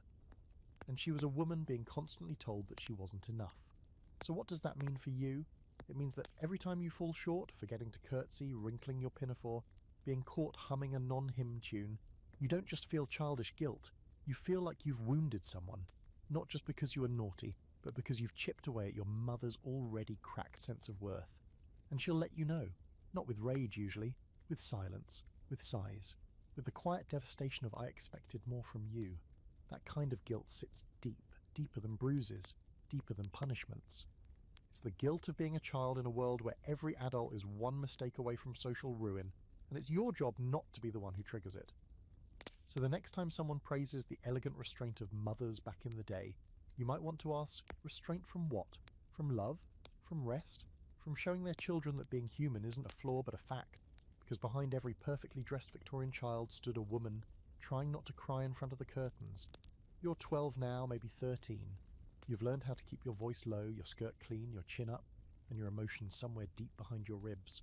You've memorized a library's worth of rules, said thank you for your punishments, and learned how to sit for hours without shifting in your chair. So naturally, it's time for your next big step in Victorian development. Being physically sculpted into the role society has chosen for you, whether it fits or not. Because in this era, gender isn't just a social category. It's a full-body experience, complete with steel, fabric, shame and ceremony. Let's start with the girls. You wake up on your 12th birthday, and your maid enters the room carrying something new. It's not a cake, not a doll, it's a corset. Your first. It looks a little like a weapon, and a little like a punishment, and it kind of is both. Made of whalebone or steel stays with tight laces and stiff fabric, it's designed not to protect you but to reshape you. Because today your body stops being yours and starts being someone else's future wife. There's no gentle transition. You stand in your chemise while your maid pulls the laces. Tighter, tighter, just a little more, she says. You feel your ribs pinch inward. Your breathing shortens. You're told this is normal, necessary even. A good corset gives you posture, grace, and the all-important hourglass figure. Never mind that you're 12 and shaped more like a pencil than a sand timer. The corset doesn't care. It will make space where none exists. At first, you faint. Often. Breathing becomes a delicate art form. Your spine aches, your stomach compresses, and meals become small and strategic. You learn how to chew slowly, how to sit without slumping, how to descend stairs like a porcelain figurine on wheels. And if you complain, you're told every proper young lady wears one. Don't you want to grow up with elegance? Here's your historical fact. By the mid-19th century, girls began wearing corsets as young as age 5, though training corsets were more commonly introduced between ages 11 and 13. Medical journals from the time warned against them, citing breathing problems, compressed organs, and even malformed ribs. But fashion and propriety nearly always won the debate. And the boys? Don't worry. Victorian society didn't forget about them. If you're a boy around this same age, you've likely just traded in your last set of breeches for trousers. This is a rite of passage, a silent signal that you're no longer a little boy, but a young man expected to shoulder responsibilities, stifle his feelings, and eventually die gloriously in a war or business deal. Your clothing becomes darker, more structured. Your collar stiffens, literally. Boys' collars were often starched, so stiff they could cut the corners of your mouth if you turned your head too quickly. And you're expected to wear a waistcoat, even in summer, even if you're sweating like a draft horse, because discomfort, in this Victorian imagination, meant discipline. If your shoes pinched and your jacket scratched, that meant you were developing character. But it wasn't just the clothes, it was the roles. Girls were taught to become wives. Boys were trained to become heirs. Not just to property, but to legacy. You'd spend hours learning Latin scripture, state management, skills that had nothing to do with who you were and everything to do with who you were expected to become. You didn't get to ask, do I want this? The answer was assumed. And here's your quirky fact. In many Victorian families, boys and girls weren't just raised differently. They were dressed alike until around age 5 or 6.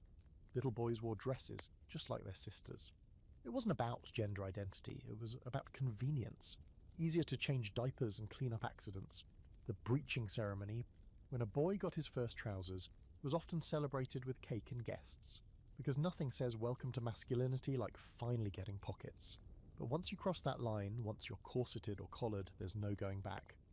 Your body now belongs to your gender role. You don't wear what's comfortable, you wear what's expected. Girls are draped in layers, petticoats, crinolines, stockings, gloves, each piece more restrictive than the last. Boys are swaddled in wool and shame and told to take it like a man, even if they don't yet understand what it is. And what happens if you don't fit the mould? Well, that's not really allowed. Tomboyish girls might be soldiered, gently at first, then more severely. They're told they're embarrassing their families. Effeminate boys are ridiculed, bullied, or quietly sent away to stricter schools. There is no room in the Victorian imagination for gender deviation. You are what your clothes say you are. No discussion. Here's your scholarly debate. Were these extreme gender expectations consciously oppressive, or simply absorbed cultural scripts? Some historians argue that Victorian parents genuinely believed these roles were natural, biologically ordained. Others suggest that the increasing separation of spheres, public for men, private for women, created an anxiety that trickled down into how children were dressed, taught, and treated. The more rigid the outside world became, the more rigid the home had to be to maintain appearances, and you as a child have no vote. You don't decide how tightly you're laced. You don't choose whether to study Latin or embroidery. You perform, you adjust, you endure. You learn to breathe shallowly, walk slowly, and never ever let anyone see how uncomfortable you are. You become your costume, and eventually it stops feeling like a costume at all. So the next time someone gushes about how elegant children looked back then, you might want to tell them about the girl who collapsed during her piano recital, Kias, as her corset was cinched too tight, and the boy who never learned to cry without hiding in the coal shed. You're standing beside your bed, candlelight flickering on the nursery wallpaper, casting long, trembling shadows that look a little too much like figures. It's bedtime. You should be comforted. Instead, you're bracing yourself for the end-of-day ritual that has less to do with lullabies and more to do with the eternal fate of your immortal soul. Because in the Victorian world, night doesn't come with teddy bears and bedtime stories. It comes with religious terror, whispered over your pillow in hymns, Bible verses, and the occasional threat of eternal damnation. Sleep tight. Your governess stands at the edge of the bed, holding a small, well-worn prayer book. Her voice is soft, but not soothing. It's urgent, like the devil might be right outside the window, waiting to snatch your cell if you miss a line. You fold your hands. You close your eyes. You try not to yawn.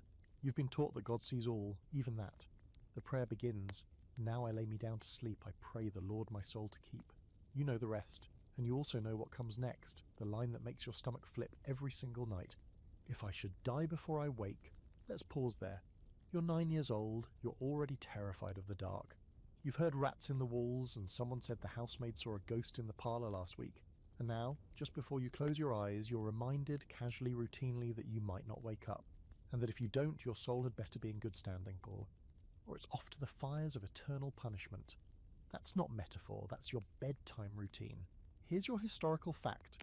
Victorian England, steeped in Christian revivalism and moral reform movements, saw an explosion in religious literature aimed at children. From Sunday school tracts to improving storybooks, the goal was to instill piety early and permanently. Death was a constant presence in these stories, usually of children who died young but pure, and whose final words were meant to be uplifting moral examples. Spoiler alert, they're usually things like, "Tell Papa I forgive him," or "I see the angels." And of course, heaven is the reward, but it's always a conditional one. You have to be good every single day, not just obedient, but morally upright, kind, pure, humble, charitable, and quiet. Always quiet. Hell, on the other hand, very much on the Bible. You've been told about it. The flames, the torment, the bottomless pit. It's not just fire and brimstone, it's separation from God, which in the Victorian imagination is somehow even worse. It's darkness. It's eternal regret. It's loneliness you can't imagine. And it's always there, just below your feet, waiting for liars and thieves and little girls who roll their eyes during morning prayers. Which brings us to your quirky fact. Some children were made to sleep with a religious tract tucked under their pillow, or a small wooden cross on the nightstand to keep away impure dreams. If you woke up crying, your nanny might not comfort you. She might whisper, "The devil tries the purest souls hardest," and then she'd tuck you back in, tight, too tight. Sundays were the worst. The entire day was dedicated to religion, and that included bedtime. After church, you'd read from the Bible, then you'd copy Bible verses, then you'd sit still while your father lectured about sin, redemption, and eternal accountability.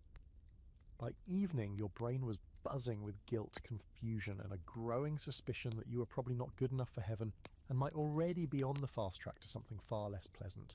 Even your dreams weren't safe. You were told to guard your thoughts, keep them clean. Don't imagine wicked things. Don't question God. Don't wish ill on your siblings. A bad dream might not just be a nightmare, it might be a test, or worse, a sign. And the scholarly debate. It's a good one. Was this religious intensity an earnest attempt to give children a moral framework in an unstable, high-mortality world? Or was it spiritual trauma wrapped in a velvet glove of piety? Some scholars argue that these teachings provided comfort. In a time when death could come for anyone at any moment, the idea of heaven offered hope, but others point out the psychological weight placed on children, especially the constant threat of hell for the smallest infractions. Kids weren't just afraid of punishment on earth, they were terrified of punishment after death. Forever. The divide between comfort and control is razor thin. For every parent who prayed over their child with love, there was another who used fear as discipline. And for children like you, raised under the constant surveillance of both God and governess, the line between sin and mistake is blurry. Did you forget your morning prayers? Or did you commit a mortal error? Did you think a bad thought about your cousin's new doll? Better pray harder tonight, just in case. And so you lie in bed, hands still folded, the covers feel heavy like wool and judgment. You try to remember the good things you did today. You let your brother go first during lessons. You didn't complain when your boots rubbed blisters. You only lied once and it was tiny, you think, maybe. Still you whisper a few extra Hail Marys, just to be sure, because if you die before you wake, you want that soul of yours kept. So the next time someone insists that children today don't have moral values like they used to, just ask them if they'd like to be tucked in with a story about eternal fire and judgmental angels. And then maybe hand them a copy of My Little Book of Martyrs and see how well they sleep. The mornings come early now, earlier than you'd like, and certainly earlier than your body thinks is reasonable. You're woken by the rattle of the fire poker downstairs, the smell of coal smoke creeping through the floorboards, and the stiff rustle of your governess's skirts moving through the hall like a phantom in buttoned boots. If you're from a wealthier household, this woman has probably raised you more than your mother ever did. She's taught you how to read, how to sit, how to curtsy, how to conjugate French verbs, all while somehow never quite loving you. Because love? That's not part of her job description. Welcome to the world of the Victorian governess, part surrogate mother, part underpaid live-in ghost, and the one woman who can shape your future while completely ruining your childhood. She's in the schoolroom before you, as always. You sit, straighten your back without being told, and open the day's lessons, arithmetic, geography, religious instruction. Your sister fumbles the date on the blackboard and earns a quiet sigh. Your brother slouches, and the governess's eyebrow arches just slightly. These are the kinds of women who command without ever raising their voice, the kind who carry a ruler, not for measuring, but for correcting. And no matter how long she's lived with your family, you call her Miss, never her first name. She eats her meals in the servants' quarters. She doesn't join you for church or dinner parties or picnics unless instructed. She is not staff, but not family. She is the most invisible central figure in your life, and she knows it. Here's your historical fact. In Victorian England, governesses were often unmarried, educated women from middle-class families who had fallen economically. Teaching became one of the only respectable options for women who didn't marry, and many found themselves isolated, underpaid, and emotionally strained, living in the same house as their employers, while never truly belonging. This is not a woman who smiles often. She has rules. Rules about eye contact, rules about posture, rules about how many times you're allowed to sneeze during a recitation. She corrects your grammar mid-sentence. She refuses to let you write left-handed, because left is unladylike, sinister even. She makes you repeat entire paragraphs if you drop your voice at the end of a sentence, and she's always watching. You start to feel like she exists in the walls, like one of the paintings with eyes that follow you. She reads to you from improving literature, stories where naughty children die, or get sent away, or repent tearfully on their deathbeds. Your friend tells you her governess reads Jane Eyre and you're jealous, not because it's romantic, but because it's about a governess who gets out. Yours, on the other hand, doesn't read fiction. Fiction is mental candy. You're allowed 2 poems a week, and only if your arithmetic is correct. You're not sure if she likes you. Actually, you're not even sure she's capable of liking anyone. And yet she knows everything about you. She knows when you're faking a cough, she knows when you're lying. She knows the name of your imaginary horse, and that you sometimes talk to the doll you swore you'd outgrown. And still, she never crosses the line into tenderness, because she's not your mother, and she's been told to remember that. Now here's your quirky fact. Governesses were often so feared by their employers, especially mistresses of the house, that they were banned from dining with the family, not because of their status, but because they were considered dangerously respectable. That is, too well bred to be treated as servants, but too socially precarious to be considered equals. Some Victorian novels actually featured governesses as seductive threats to the household. Imagine trying to teach Latin while also being suspected of seducing Lord Cravendale over the buttered crumpets. The emotional distance, though, is the part you carry, because despite her strictness, this governess has become the voice in your head. When you hesitate before answering a question, you hear her say, "Think first." When you reach for a second biscuit, you hear, "Is that necessary?" Even when she's not in the room, she's in your bones. There's also the matter of trust. You're not entirely sure she's on your side. If you misbehave badly enough, she reports you to your parents. She might even suggest stricter punishments. She's not your ally, she's your warden. And yet, she's also the one who holds your hand during dictation, who adjusts your pen grip, who wipes the ink off your nose without making you feel like a disaster. She's the one who remembers that you prefer your copybooks without lines. She notices when you're too quiet. She pretends not to. Here's the scholarly debate. Did governesses empower young girls by giving them a female intellectual role model, or did they reinforce the system by being its most disciplined gatekeepers? Some argue that governesses, educated and often unmarried, offered children, especially daughters, a glimpse of an alternative life path. A woman who read, wrote, taught and lived independently. Others point out that these same governesses were often strict enforcers of the very rules that restricted girls: modesty, obedience, silence. For boys, the experience was different. If you were old enough, you'd be shipped off to boarding school, and the governess would become a thing of the past. But for girls, especially in upper-class families, she might remain until you were 15 or 16. Long enough to shape your views on womanhood, intelligence, and how little affection you should expect from people who are supposed to care for you. And eventually she leaves. No fanfare, no long goodbye, just a letter from your father saying Miss Wilkins has accepted a new post, or returned to care for her ailing aunt. She disappears, like a servant quitting in the middle of the night, and suddenly you realise you don't know if she had any family. You don't know where she was born, you never once asked what she wanted for Christmas. She's just gone, and part of you is relieved, but part of you aches in a place you can't name. Because for all the rules and the cold stares and the grammar corrections, she was the closest thing to a guide you ever had. Not a mother, not a friend, but a woman who knew how to survive in the world you're being trained to enter. And now that voice, the one that knew when to whisper enunciate or chin up, is gone. You're on your own. So next time someone says, "I wish we still had governesses, so refined, so proper," you might want to ask them how they'd feel being raised by a woman who knew everything about them and was never allowed to love them. It's family photo day. You've been scrubbed, statued, brushed and buttoned within an inch of your life. Your collar is slicing into your neck, your boots are polished to a mirror shine, and your hair has been parted so sharply that it feels like your scalp's been split in two. You stand in the parlour, fidgeting only in your mind while your father barks gentle orders and your mother makes last-minute adjustments to your sister's dress. The photographer, a man with an expression like overcooked oatmeal, is setting up his enormous box camera under a velvet drape. There's only one rule in Victorian portraiture, and you already know it by heart. No smiling, ever.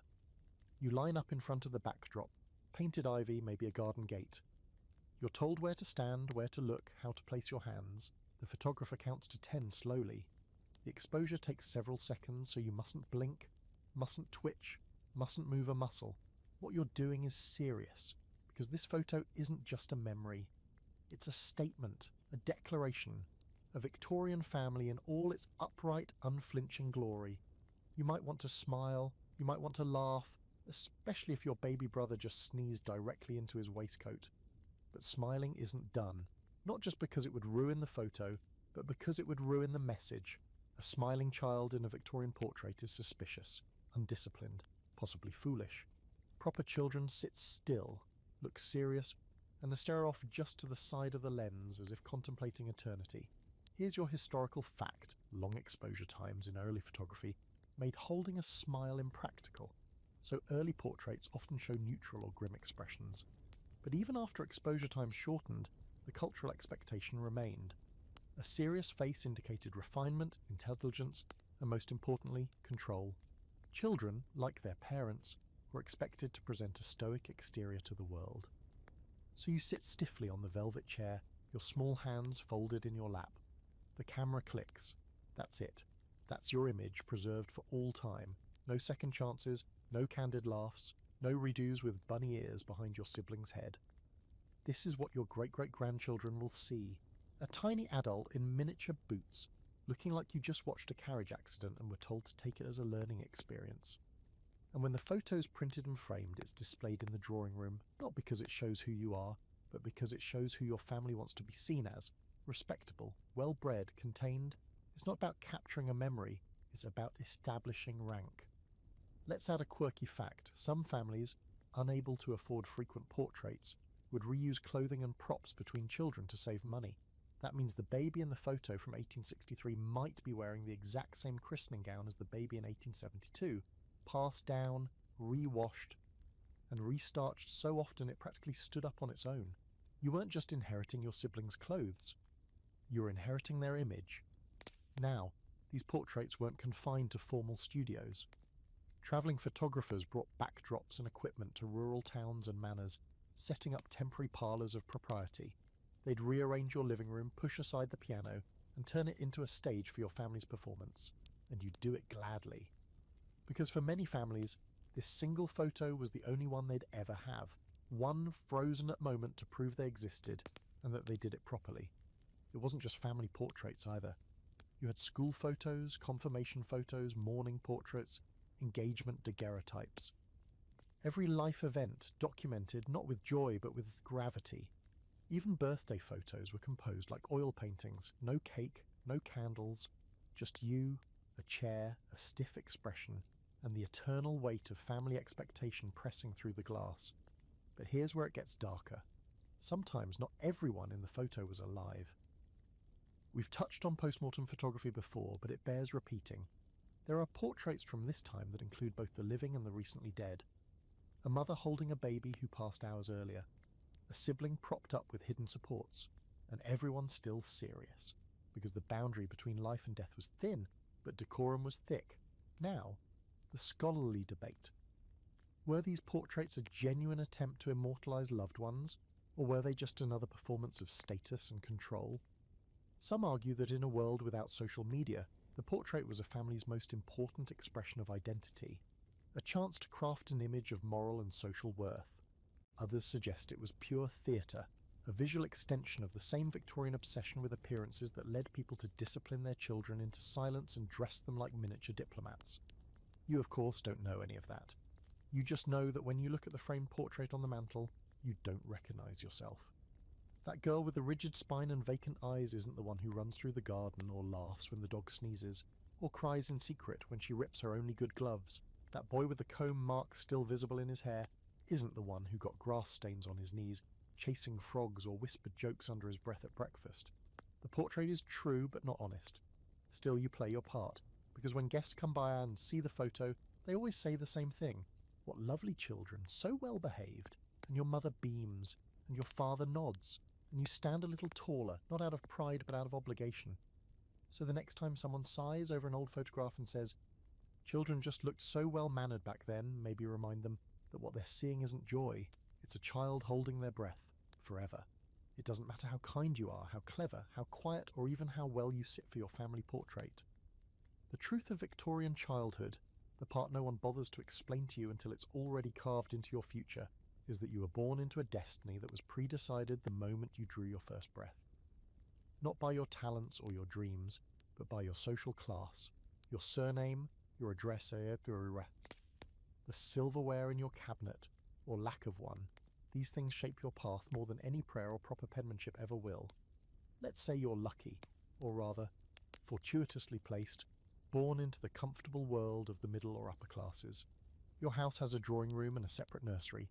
You have a governess or a tutor. Your meals arrive on time, served on porcelain, not tin. You're trained not just in reading and writing, but in being a certain kind of person. One who understands table manners, Latin conjugations, and which fork is meant for what.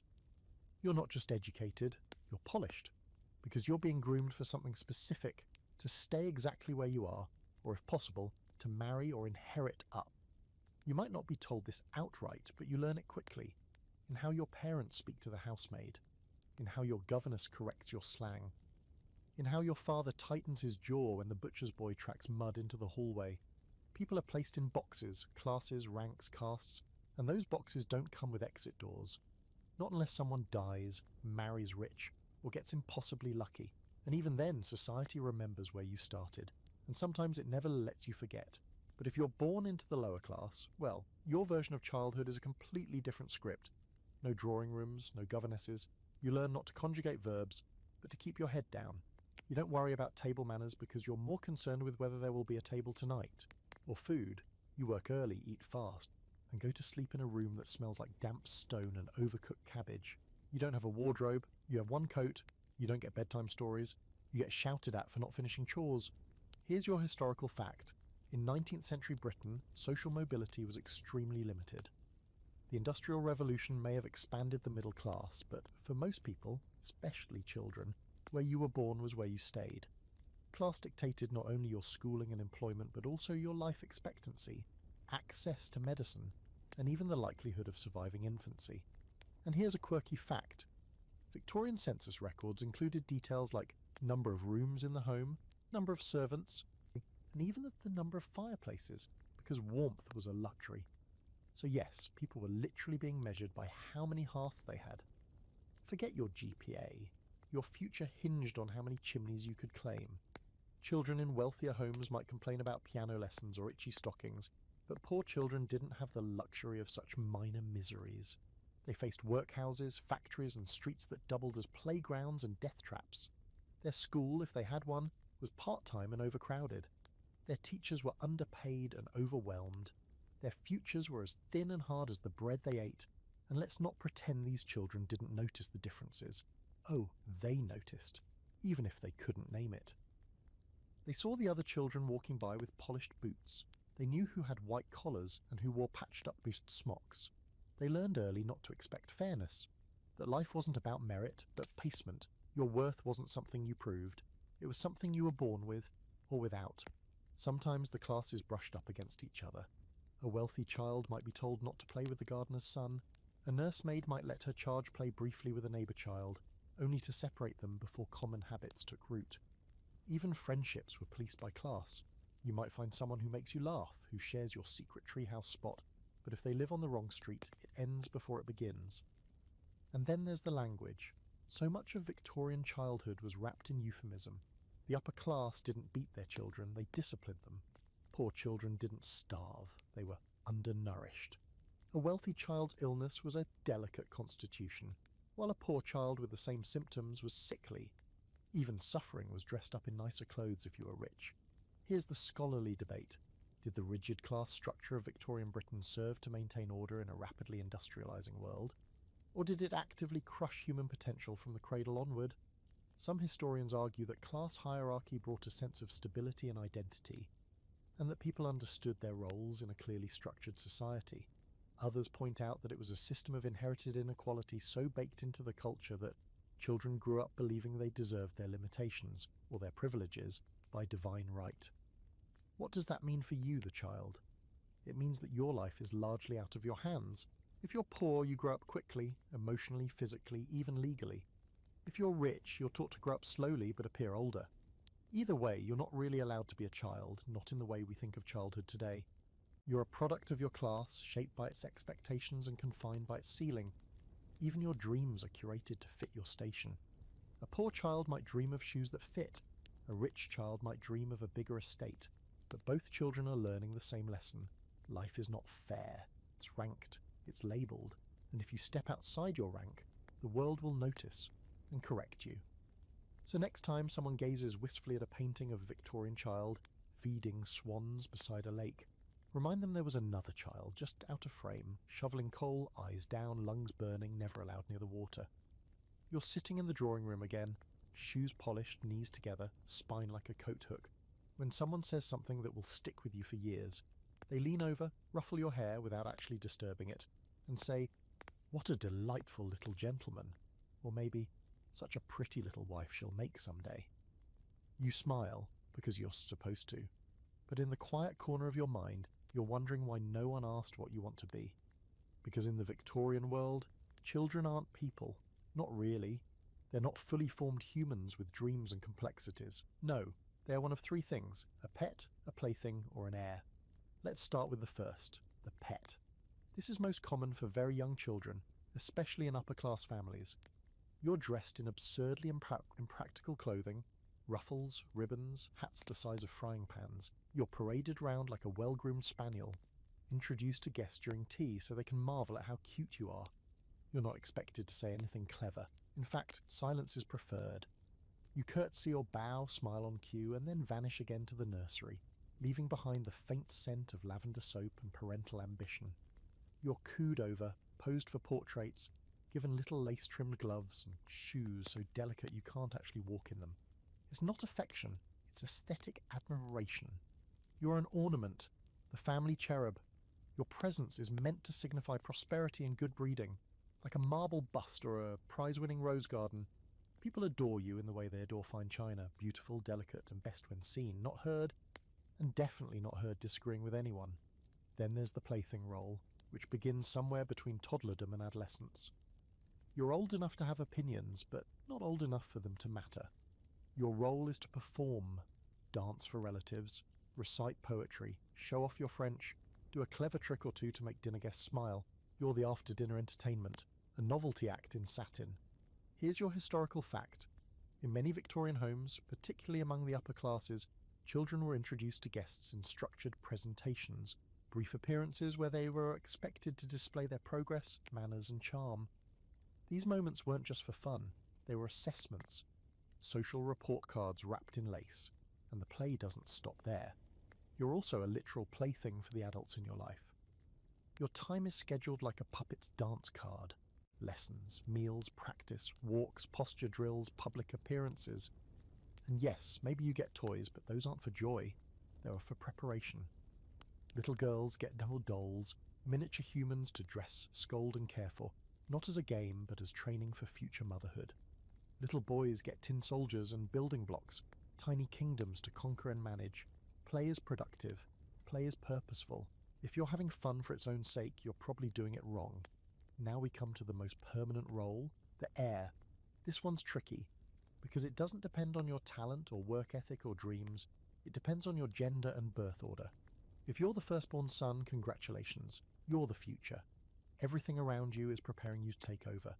Not just the estate, but the name, the reputation, the family is standing in society. Your success is expected. Your failure, catastrophic. You're enrolled in the best schools your father can afford or pretend to afford. You learn Latin before you learn how to cook an egg. You're taught fencing, politics, economics, land management. Your handwriting must be precise. Your accent must be correct. And if you show even a hint of softness, crying during a sermon, flinching during a fox hunt, people notice. And they don't forget. But what if you're not the heir? What if you're the second son, or the fourth, or a daughter? Then your value shifts. Maybe you're a spare, destined for the clergy or the military. Maybe you're a bargaining chip, married off to form alliances, strengthen fortunes, or polish the family name. You become useful, strategic, lovable perhaps, but only within the narrow confines of what you're for. Here's your quirky fact. Victorian families would often refer to their children's future roles to their faces. A boy might be called our little soldier, even before he could read.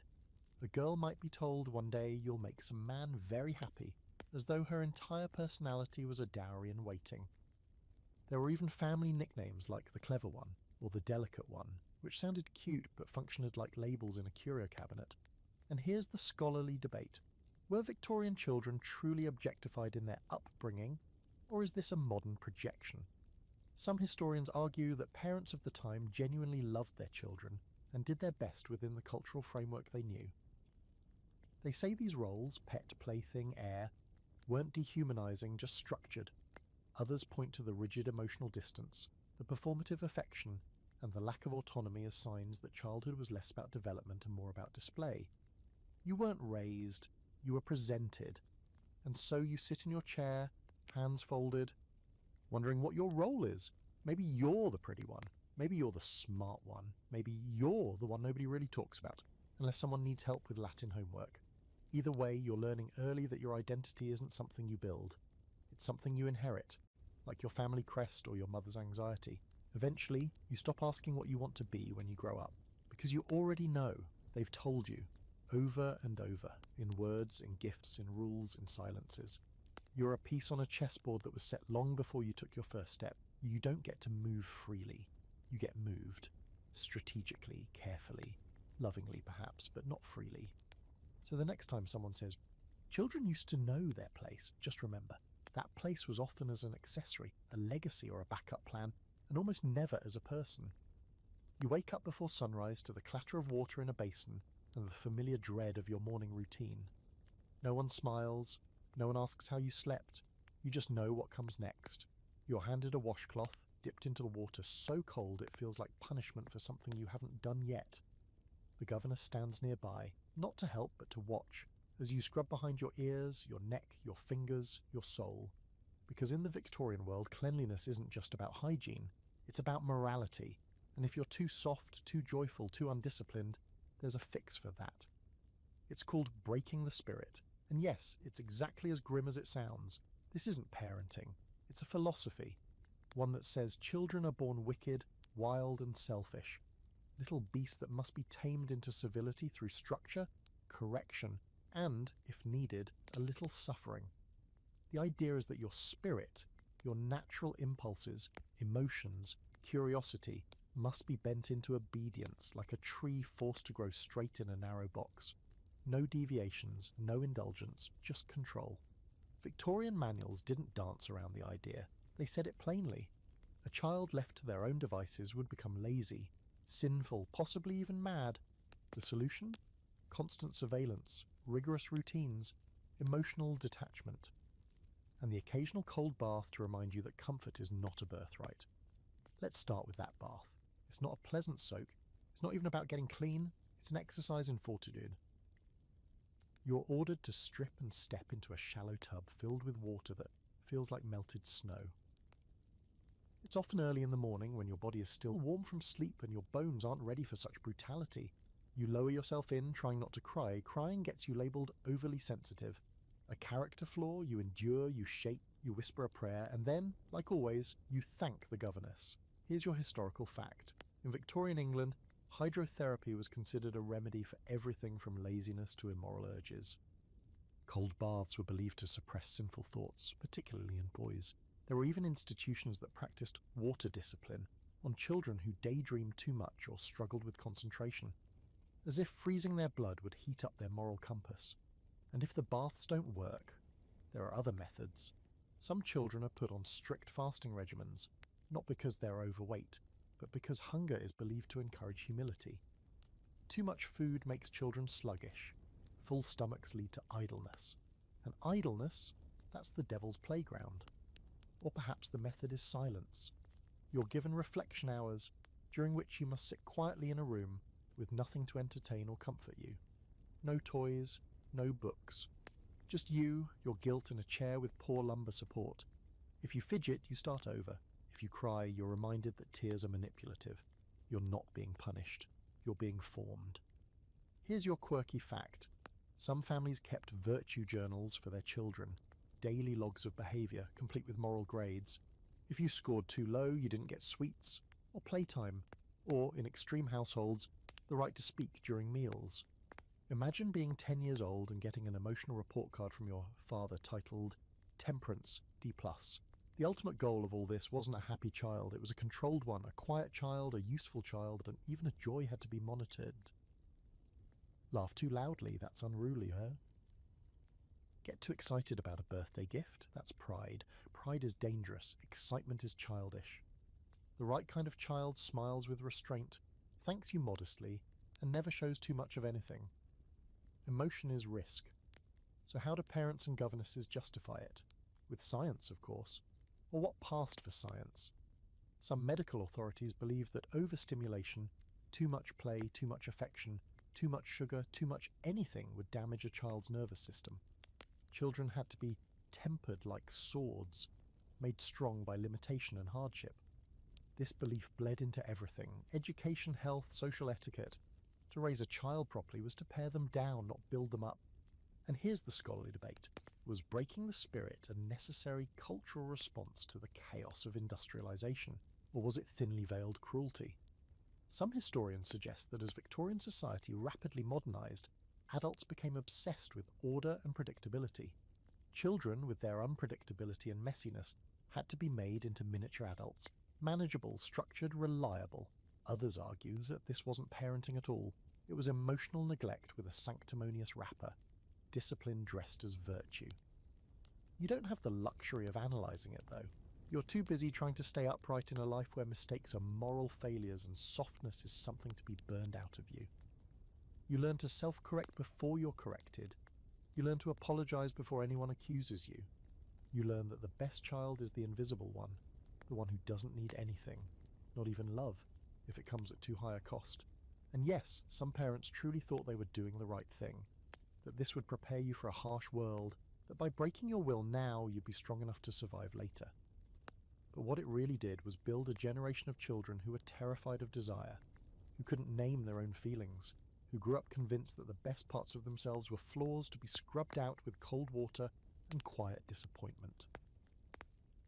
So the next time someone tells you a little tough love never hurt anyone, feel free to ask whether their childhood included freezing baths, weekly shame reports, and the unshakable belief that happiness was something you had to earn, with silence. You're finally given an hour to yourself, free time as they call it, though it still feels suspiciously like a test. You sit in the nursery, hands twitching slightly, because unstructured time isn't something you're used to. There's a neat row of objects before you. A doll with glass eyes that seem to judge, a hand-painted set of alphabet blocks you're too old for, and a cloth-bound book you've already read 3 times. You glance toward the toy shelf hoping for something new, something fun, something playful. But here's the thing, Victorian toys weren't about fun, they were about function, and if you happen to enjoy them, well, that was purely accidental. Let's begin with the hierarchy of play. If you're a boy, you're considered lucky. You might have a toy train, a set of lead soldiers, maybe a spinning top or a leather football, but only if someone in the family is really progressive. Your toys are meant to reflect the world you'll one day inherit. Mechanical, military, logical, industrial. You're encouraged to build things, command things, create order. Your blocks don't just stack, they form imaginary cities, supply lines, battalions. Your father watches approvingly as you line up your soldiers. Good discipline, he murmurs. Your governess reminds you that the train teaches principles of engineering. No one's worried about whether you're smiling, only that you're being shaped into something useful. Now, if you're a girl, your selection is narrower. You get dolls, not the soft, cuddly kind. These are ceramic-faced, immaculately dressed, with unblinking expressions that suggest they've already judged you and found you lacking. You're expected to brush their hair, change their gowns, and occasionally pretend they're sick so you can practice caretaking. There's a miniature pram, a miniature tea set, a miniature wardrobe, all of it designed to prepare you for the real thing. Your play isn't for imagination, it's rehearsal. You're not daydreaming, you're practicing motherhood and domestic management. And if you stray from the script, if your doll becomes an explorer, or your tea party turns into a mutiny, don't be surprised when you're gently corrected, or not so gently. Here's your historical fact. In Victorian England, toy manufacturers explicitly marketed products along gender lines. Girls' toys were rooted in domesticity, nursing kits, cleaning sets, even mini ironing boards. Boys were given telescopes, chemistry sets, and toy rifles. The prevailing belief was that play should reinforce societal roles, not question them. Even something as simple as a rocking horse carried social meaning. For boys, it represented control, courage, and preparation for future cavalry service.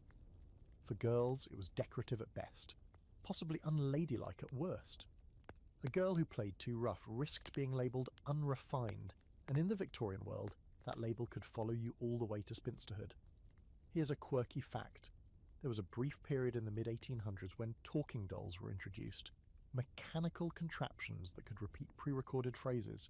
They were considered cutting-edge but often terrified children because the voices were tinny and distorted. So yes, you might have had a toy that sounded like a haunted governess trapped inside a ceramic head. Telling you to say your prayers, toys weren't just categorized by gender, they were also sorted by class. If you were wealthy, your toys were elaborate, imported, handcrafted. If you were poor, your toys were improvised. A ball made of rags, a doll carved from a clothespin, a hoop from a broken barrel ring. In the workhouses, children might have no toys at all. Their play consisted of tasks assigned under the guise of keeping them busy. Middle-class children existed somewhere in between, given just enough toys to teach them their place, but never enough to make them forget it. Then there was the concept of moral toys. Yes, that's a thing. These were designed not to entertain, but to educate. Board games where virtue was rewarded and vices were punished.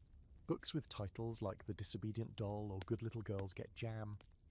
The idea was to make playtime an extension of moral instruction, fun, but with a warning label. And the scholarly debate? It's as layered as a Victorian petticoat. Some argue that toys of the era were simply reflections of cultural norms, tools that helped children internalise adult values. Others see it differently. They argue that the toy industry played a major role in shaping those values to begin with, that children weren't just taught who to be, they were sold it, one tea set and lead soldier at a time. And here you are, in the nursery, being sheared. You hold your doll, unsure if she's your friend or your training dummy. You watch your brother make cannon noises with his toy soldiers and feel a twinge of envy, though you'd never say so aloud. You line up your alphabet blocks, then feel silly. Aren't you too old for this? But there's nothing else to do. You could try drawing, but nurse says it makes a mess. You could try reading, but you've been told to rest your eyes. You could try making up a story, but no one likes it when your imagination wanders off script. So instead, you practice. You arrange the teacups. You pretend your doll has a cough. You scold her gently. You rock her to sleep. You whisper, there, even though no one's ever whispered that to you. And that's the point, isn't it? Your toys teach you how to be the adult your society wants you to become. Not happy, not expressive, just prepared, proper, predictable. So the next time someone smiles at a display of antique toys and says, "Weren't things just so charming back then?" go ahead and ask them how charming it would be to play the same game every day, knowing it wasn't for fun but for practice. It starts with the sound of polished boots on stone. Not hurried, not loud, just purposeful, rhythmic, the kind of footsteps you learn to recognise and fear. It's your father, of course, or maybe your headmaster if you're away at school. Either way, when he enters the room, the air changes. Tighter, quieter. You stand straighter. You stop whatever you're doing, whether you're sketching in the corner or breathing too freely, because in the Victorian world, authority doesn't speak, it looms. And when it does speak, it's rarely a conversation, it's a verdict. You don't talk with your father. You report to him. He doesn't ask questions to learn about your feelings, he asks them to test your answers. His voice is calm, clipped, rarely raised, because the threat of anger is more powerful than the outburst itself. You know when you've disappointed him. You know by the subtle narrowing of his eyes, the precise way he folds his newspaper, the way he says, "I see," without looking up. That's not forgiveness. That's judgment in a three-piece suit. And your mother? She's no gentle balm either. She may not scold as loudly, but her disapproval lands with the same weight. A raised eyebrow, a withdrawn kindness, a prolonged silence at dinner. The Victorians were masters of silent punishments. No need for shouting when a well-timed "I'm very disappointed" can ruin your entire week. Here's your historical fact. Victorian child-rearing guides often emphasise that parents should be revered, not befriended. Authority in the home was considered sacred. Parental discipline wasn't just about behaviour, it was about instilling fear of moral failure. Disobedience wasn't merely naughty, it was a sign of a soul veering off course. You don't challenge them. You don't even consider challenging them. Questions are discouraged. Doubt is dangerous. If you ask why, you risk being labelled disrespectful. Your job isn't to understand, it's to obey. Which brings us to your first real brush with punishment. Not a slap on the wrist, not a scolding, but something more elaborate. Perhaps it's writing lines. "I will not speak out of turn." Written 100 times before supper. Or maybe it's being made to kneel in the hallway for an hour staring at the wall. If you cry, you're told to stop being dramatic. If you don't, you're praised for your strength of character, as if holding in tears is a sign of spiritual growth. And it gets stranger. There are punishments that feel more like theatre than discipline. One boy in your school is made to wear a sign around his neck for a week that says "I lie." A girl in your cousin's household was forbidden to speak for 2 days after misquoting scripture at breakfast. Another child you know had to eat alone in the scullery for a month for stealing jam. Stealing jam. A death row level offence in a world where sugar is amour. Here's your quirky fact. Some Victorian schools use something called a dunce cap, a tall, pointed hat worn by children who made mistakes or spoke out of turn. They were made to stand in corners, on stools, or even at the front of the classroom. The cap was supposed to shame the pride out of them. It worked, mostly by replacing pride with a lifetime of social anxiety. And what about the cane? Ah yes, the beloved cane, or ruler, or slipper, or birch rod. Corporal punishment wasn't just allowed, it was expected. A child who hadn't been struck for wrongdoing was assumed to be spoiled. And not all beatings were equal. Some were symbolic, meant to scare more than hurt. Others, very real, welts, bruises, bleeding knuckles, and in many cases, this discipline wasn't hidden, it was public, a lesson for all. The scholarly debate? It's a big one. Was this harsh discipline a necessary part of building resilient, morally upright adults? Or was it simply the cultural packaging of abuse? Some defenders of the Victorian model argue that children were tougher then, that they understood discipline as love. But more recent historians, and let's be honest, anyone with a working nervous system, have pointed out that fear is not respect, and trauma isn't a rite of passage. But here's the twisted part. Sometimes the punishment comes without anger. Your father might beat you without raising his voice. Your governess might lock you in the coat closet with a lantern and a book of psalms for reflection, not revenge. The calmness makes it worse.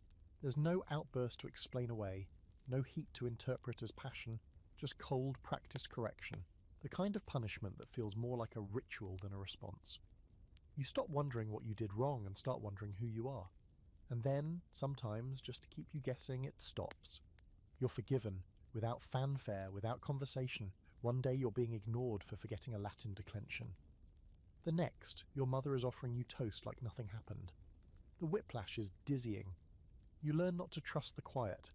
It doesn't mean peace, it means you're between offences. You internalise it. The rules, the fear, the performance. You start correcting yourself before others can. You notice when your own posture slips. You wince when you forget to say please to the maid, even though she's the only one who's ever actually smiled at you like she meant it. Eventually, you grow into someone who disciplines themselves constantly, not with a cane or a dunce cap, but with guilt, with self-doubt. Quote, with a loop of internal narration that says, don't embarrass the family, don't make trouble, don't be too loud, don't be too proud, don't ever think that being loved means you're safe. So when someone says, children today need more discipline, maybe hand them a dunce cap, a copy of Proverbs, and a cold hallway floor, and ask them how long they'd last under the gaze of someone who calls punishment character building and forgiveness earned. There's a new sound in the house tonight, one you've never heard before, or at least not like this. It's quiet, delicate, but unmistakable. A cough, high-pitched, hollow. You freeze, half in your nightdress, as it echoes from the nursery next door. It doesn't stop, in fact, it keeps returning. Short bursts like a little bell announcing something no one wants to hear. You already know what it means. Someone is ill. And in the Victorian world, illness doesn't just mean sniffles and soup. It means fear, whispers, and possibly a black ribbon on the door. You sneak into the hallway. The nursemaid is already there, walking quickly with a basin and a cloth. She doesn't see you, or maybe she pretends not to. Either way, you learn what's going on the old-fashioned way, by eavesdropping. You press your ear against the wood, your breath held tight in your chest. One of your siblings is sick. No one says the word aloud, but you feel it sitting in the space between everyone's sentences. Consumption. Or maybe scarlet fever, or, God help you, diphtheria. It's always something. Disease is everywhere, in the air, and the water, and the very walls. The city is full of smoke, waste, and the kind of damp that sinks into the bones. Even in the countryside, you're not safe. Rural doesn't mean clean, just means quieter funerals. Here's your historical fact. In Victorian Britain, childhood mortality was heartbreakingly common. In some urban areas, nearly 1 in 3 children didn't survive past age 5. Epidemics of measles, diphtheria, whooping cough, typhus and tuberculosis swept through homes like clockwork. Hospitals existed, yes, but most children died at home, surrounded not by doctors, but by prayer books and damp linens. You know what comes next. The room is sealed off. The sick child, maybe it's your brother, is quarantined. No one says that word either, but the door stays shut for days. Your mother doesn't visit, not directly. She sends messages, flowers, occasionally peeks through the crack in the door like she's staring into another world. The nursemaid never leaves. You can smell the vinegar-soaked cloths in the hallway, meant to purify the air. You're told not to worry, but you do. You always do. Your governess tells you to say your prayers. She tells you to focus on your reading. God has a plan, she says. You want to ask what kind of plan involves a 6-year-old coughing until his lungs rattle, but you already know better. Questions like that are how you end up spending 2 hours in the cold chair near the fireplace, reflecting on your doubtful heart. And while all of this happens, you're expected to keep your routine. Lessons continue, meals are served, you attend church and sing hymns with your gloves on like nothing's wrong. Victorian society runs on emotional stoicism. No breaking down and no public grief. The family is a machine, and if one cog is damaged, the rest must keep turning. Here's your quirky fact. Some wealthy Victorian families kept a sick room journal, a handwritten account of every symptom, a spoonful of broth and prayer offered during a child's illness. These were passed down like heirlooms, as if recounting the suffering preserved the child's presence. Sometimes the journals continued even after the child died, documenting imaginary conversations with them as part of the mourning process. Victorian grief had etiquette, and if the worst happens, if your brother dies, the world doesn't stop for that either. The black crepe is hung on the door, the mirrors are covered, the clocks are stopped at the time of death. You're dressed in mourning clothes, deep grey or black, depending on how closely you're related. You may be told not to speak his name for a while, or ever, but what's harder than the rituals is the after. The quiet after. The room that no one enters anymore. The toys that remain exactly where he left them. The chair no one moves from the corner, and the shift in your parents. Your father's silence grows longer. Your mother's eyes go glassy. She becomes even more formal with you, as if loving you too much might jinx you. There's no therapy, no check-ins, no grief counsellors. You're told to be brave, to trust God, to be grateful it wasn't you, and you are, but you're also something else. You're scared. Because now you know, not in theory, not in bedtime prayers, but in your body. You know that children die, that you could die, that even if you follow every rule and say every prayer, illness doesn't care. Here's the scholarly debate.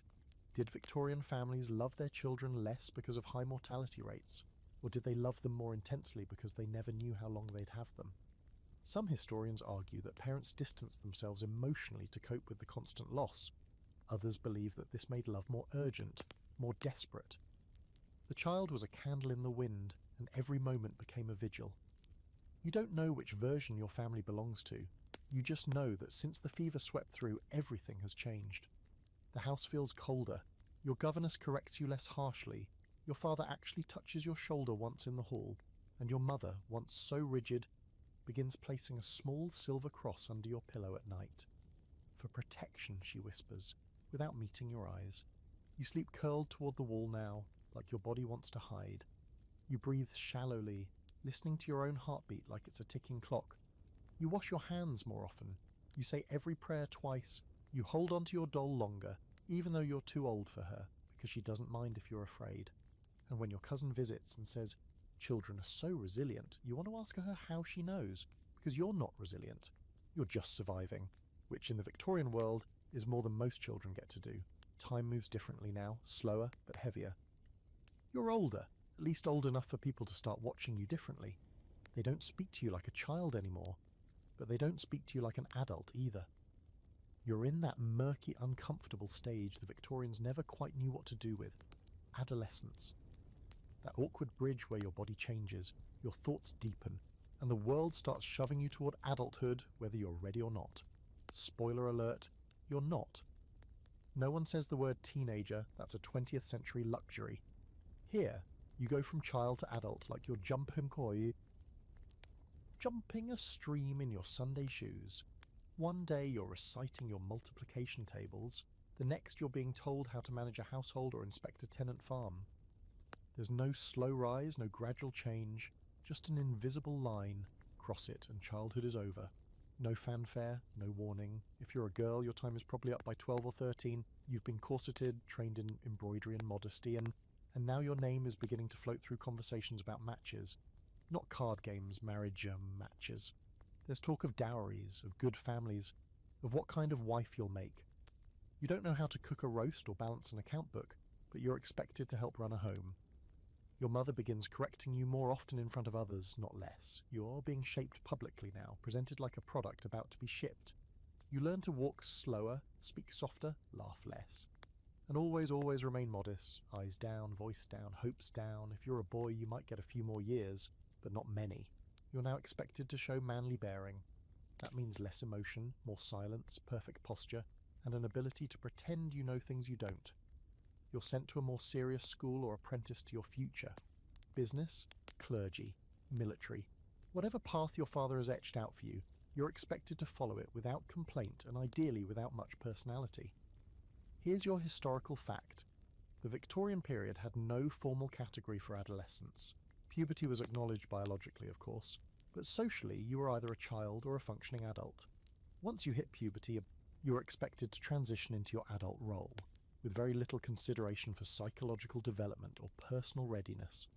You might think your changing body would be discussed, or at least acknowledged.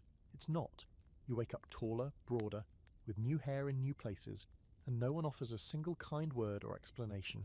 If you're a girl, you're handed a booklet or a few awkward sentences about monthly responsibilities and told to carry on with grace. If you're a boy, you're expected to know what to do, as if masculinity comes pre-installed like a grandfather clock. And the emotions are the real problem. You feel everything more now. More anger, more confusion, more longing for freedom, for understanding, for someone to just tell you it's okay to be scared of growing up. But you can't say any of that out loud. Your feelings are inconvenient now. Your tears are embarrassing. Your fears are weaknesses. You're told to grow up and yet still scolded when you act like an adult in the wrong way. Here's a quirky fact. Some Victorian boys were made to wear special posture vests during adolescence to ensure they grew up straight-backed and dignified. These contraptions looked like a mix between a corset and a straitjacket, because, of course, nothing says you're becoming a man like being strapped into anxiety cloth. Girls didn't fare better. They were judged constantly on their transition. A girl who developed too quickly might be watched for signs of promiscuous leanings. A girl who didn't develop enough was whispered about in worried tones. Either way, your body became public property, a topic of family analysis, social speculation, and medical commentary. Here comes the scholarly debate. Did the Victorians intentionally suppress adolescent identity to maintain social order, or did they genuinely fail to recognise it as a distinct phase of life? Some historians argue that this silence around adolescence was strategic. It kept young people from asking too many questions, from thinking of themselves as autonomous beings. Others suggest that the adults were just as confused by it as the kids were, and opted for a cultural "let's not talk about it" approach. So what does this mean for you personally? It means you grow up confused. You learn to doubt your instincts. You're not allowed to explore your feelings, your identity, your aspirations, unless they neatly match your gender, class, and family's expectations. You might have dreams, maybe to paint or write, or become a naturalist, but unless those dreams align with your assigned path, they are quietly discouraged, or outright dismissed. You learn to edit yourself. You learn which thoughts are acceptable, which emotions are safe, which parts of you should be buried so deep no one ever finds them, including yourself. But beneath all this, something else grows. Quietly, resiliently, a small stubborn flame of rebellion. You might not show it, but it's there, in the way you hide books under your mattress, in the notes you pass to your siblings, in the smirk you barely suppress when someone tells you what kind of man or woman you must become. You may be shaped by your era, but you're not erased by it. Not entirely. So the next time someone says, Victorian children were so mature for their age, maybe remind them that they had no choice. Maturity wasn't a sign of wisdom. It was a costume stitched together by fear, expectation, and a total lack of emotional safety. And beneath all that lace, starch, and silence, there was still a kid, growing into adulthood with nothing but rules and rituals to guide them, and not a single adult willing to say, it's okay not to know who you are yet. And now, you're here, in this strange silent space after the story has wound itself out like the last thread from a fraying sleeve. You've walked through 25 rooms of Victorian childhood ducked under starched tablecloths, slipped past governesses with steel eyes, and listened at the doors of things most people would rather forget. So let's take a breath together, a slow one, In through the nose, out through the century. Was it all terrible? No, not entirely. Some children were cherished. Some were lucky enough to have kind nurses, indulgent tutors, or siblings who told stories under the covers when the gaslights went out. There were moments of softness, of stolen joy, of whispered laughter behind hedges, of books read by candlelight under a quilt. But they were not the default. Joy had to sneak in. It had to be clever and quiet, like you've had to be. You might be thinking now, what does any of this have to do with sleep? And honestly, everything. Because history isn't just dates and dusty portraits. It's lived memory. And sometimes to relax your mind enough to drift off, you have to walk through someone else's storm to make sense of the calm around you. You have to feel the chill of the past to appreciate the blanket you've got pulled up to your chin, the pillow under your head. The fact that no one is making you kneel in the hallway because you forgot to say thank you for the boiled turnips. The truth is, the Victorian world made children into strange, quiet things. Half performers, half prisoners, but not you. You, lying there now, eyes heavy, brain softening into that dreamy state between worlds. You have space to feel, to breathe, to grow in your own direction, not the one penciled into a family ledger before you could even talk. So tonight, be glad you're here, now, not then. And if your dreams take you wandering into parlours through cobbled streets, past ticking pocket watches and squeaky boots, don't worry. You'll find your way back. And if you meet a child in your dream who's sitting too straight, speaking too softly or looking too scared to laugh, maybe sit beside them for a while. Show them it's okay to be messy, to be loud, to want things, and then tell them the best bedtime secret of all. You don't have to earn love, you already deserve it. Sleep well, you strange little time traveller. You made it through.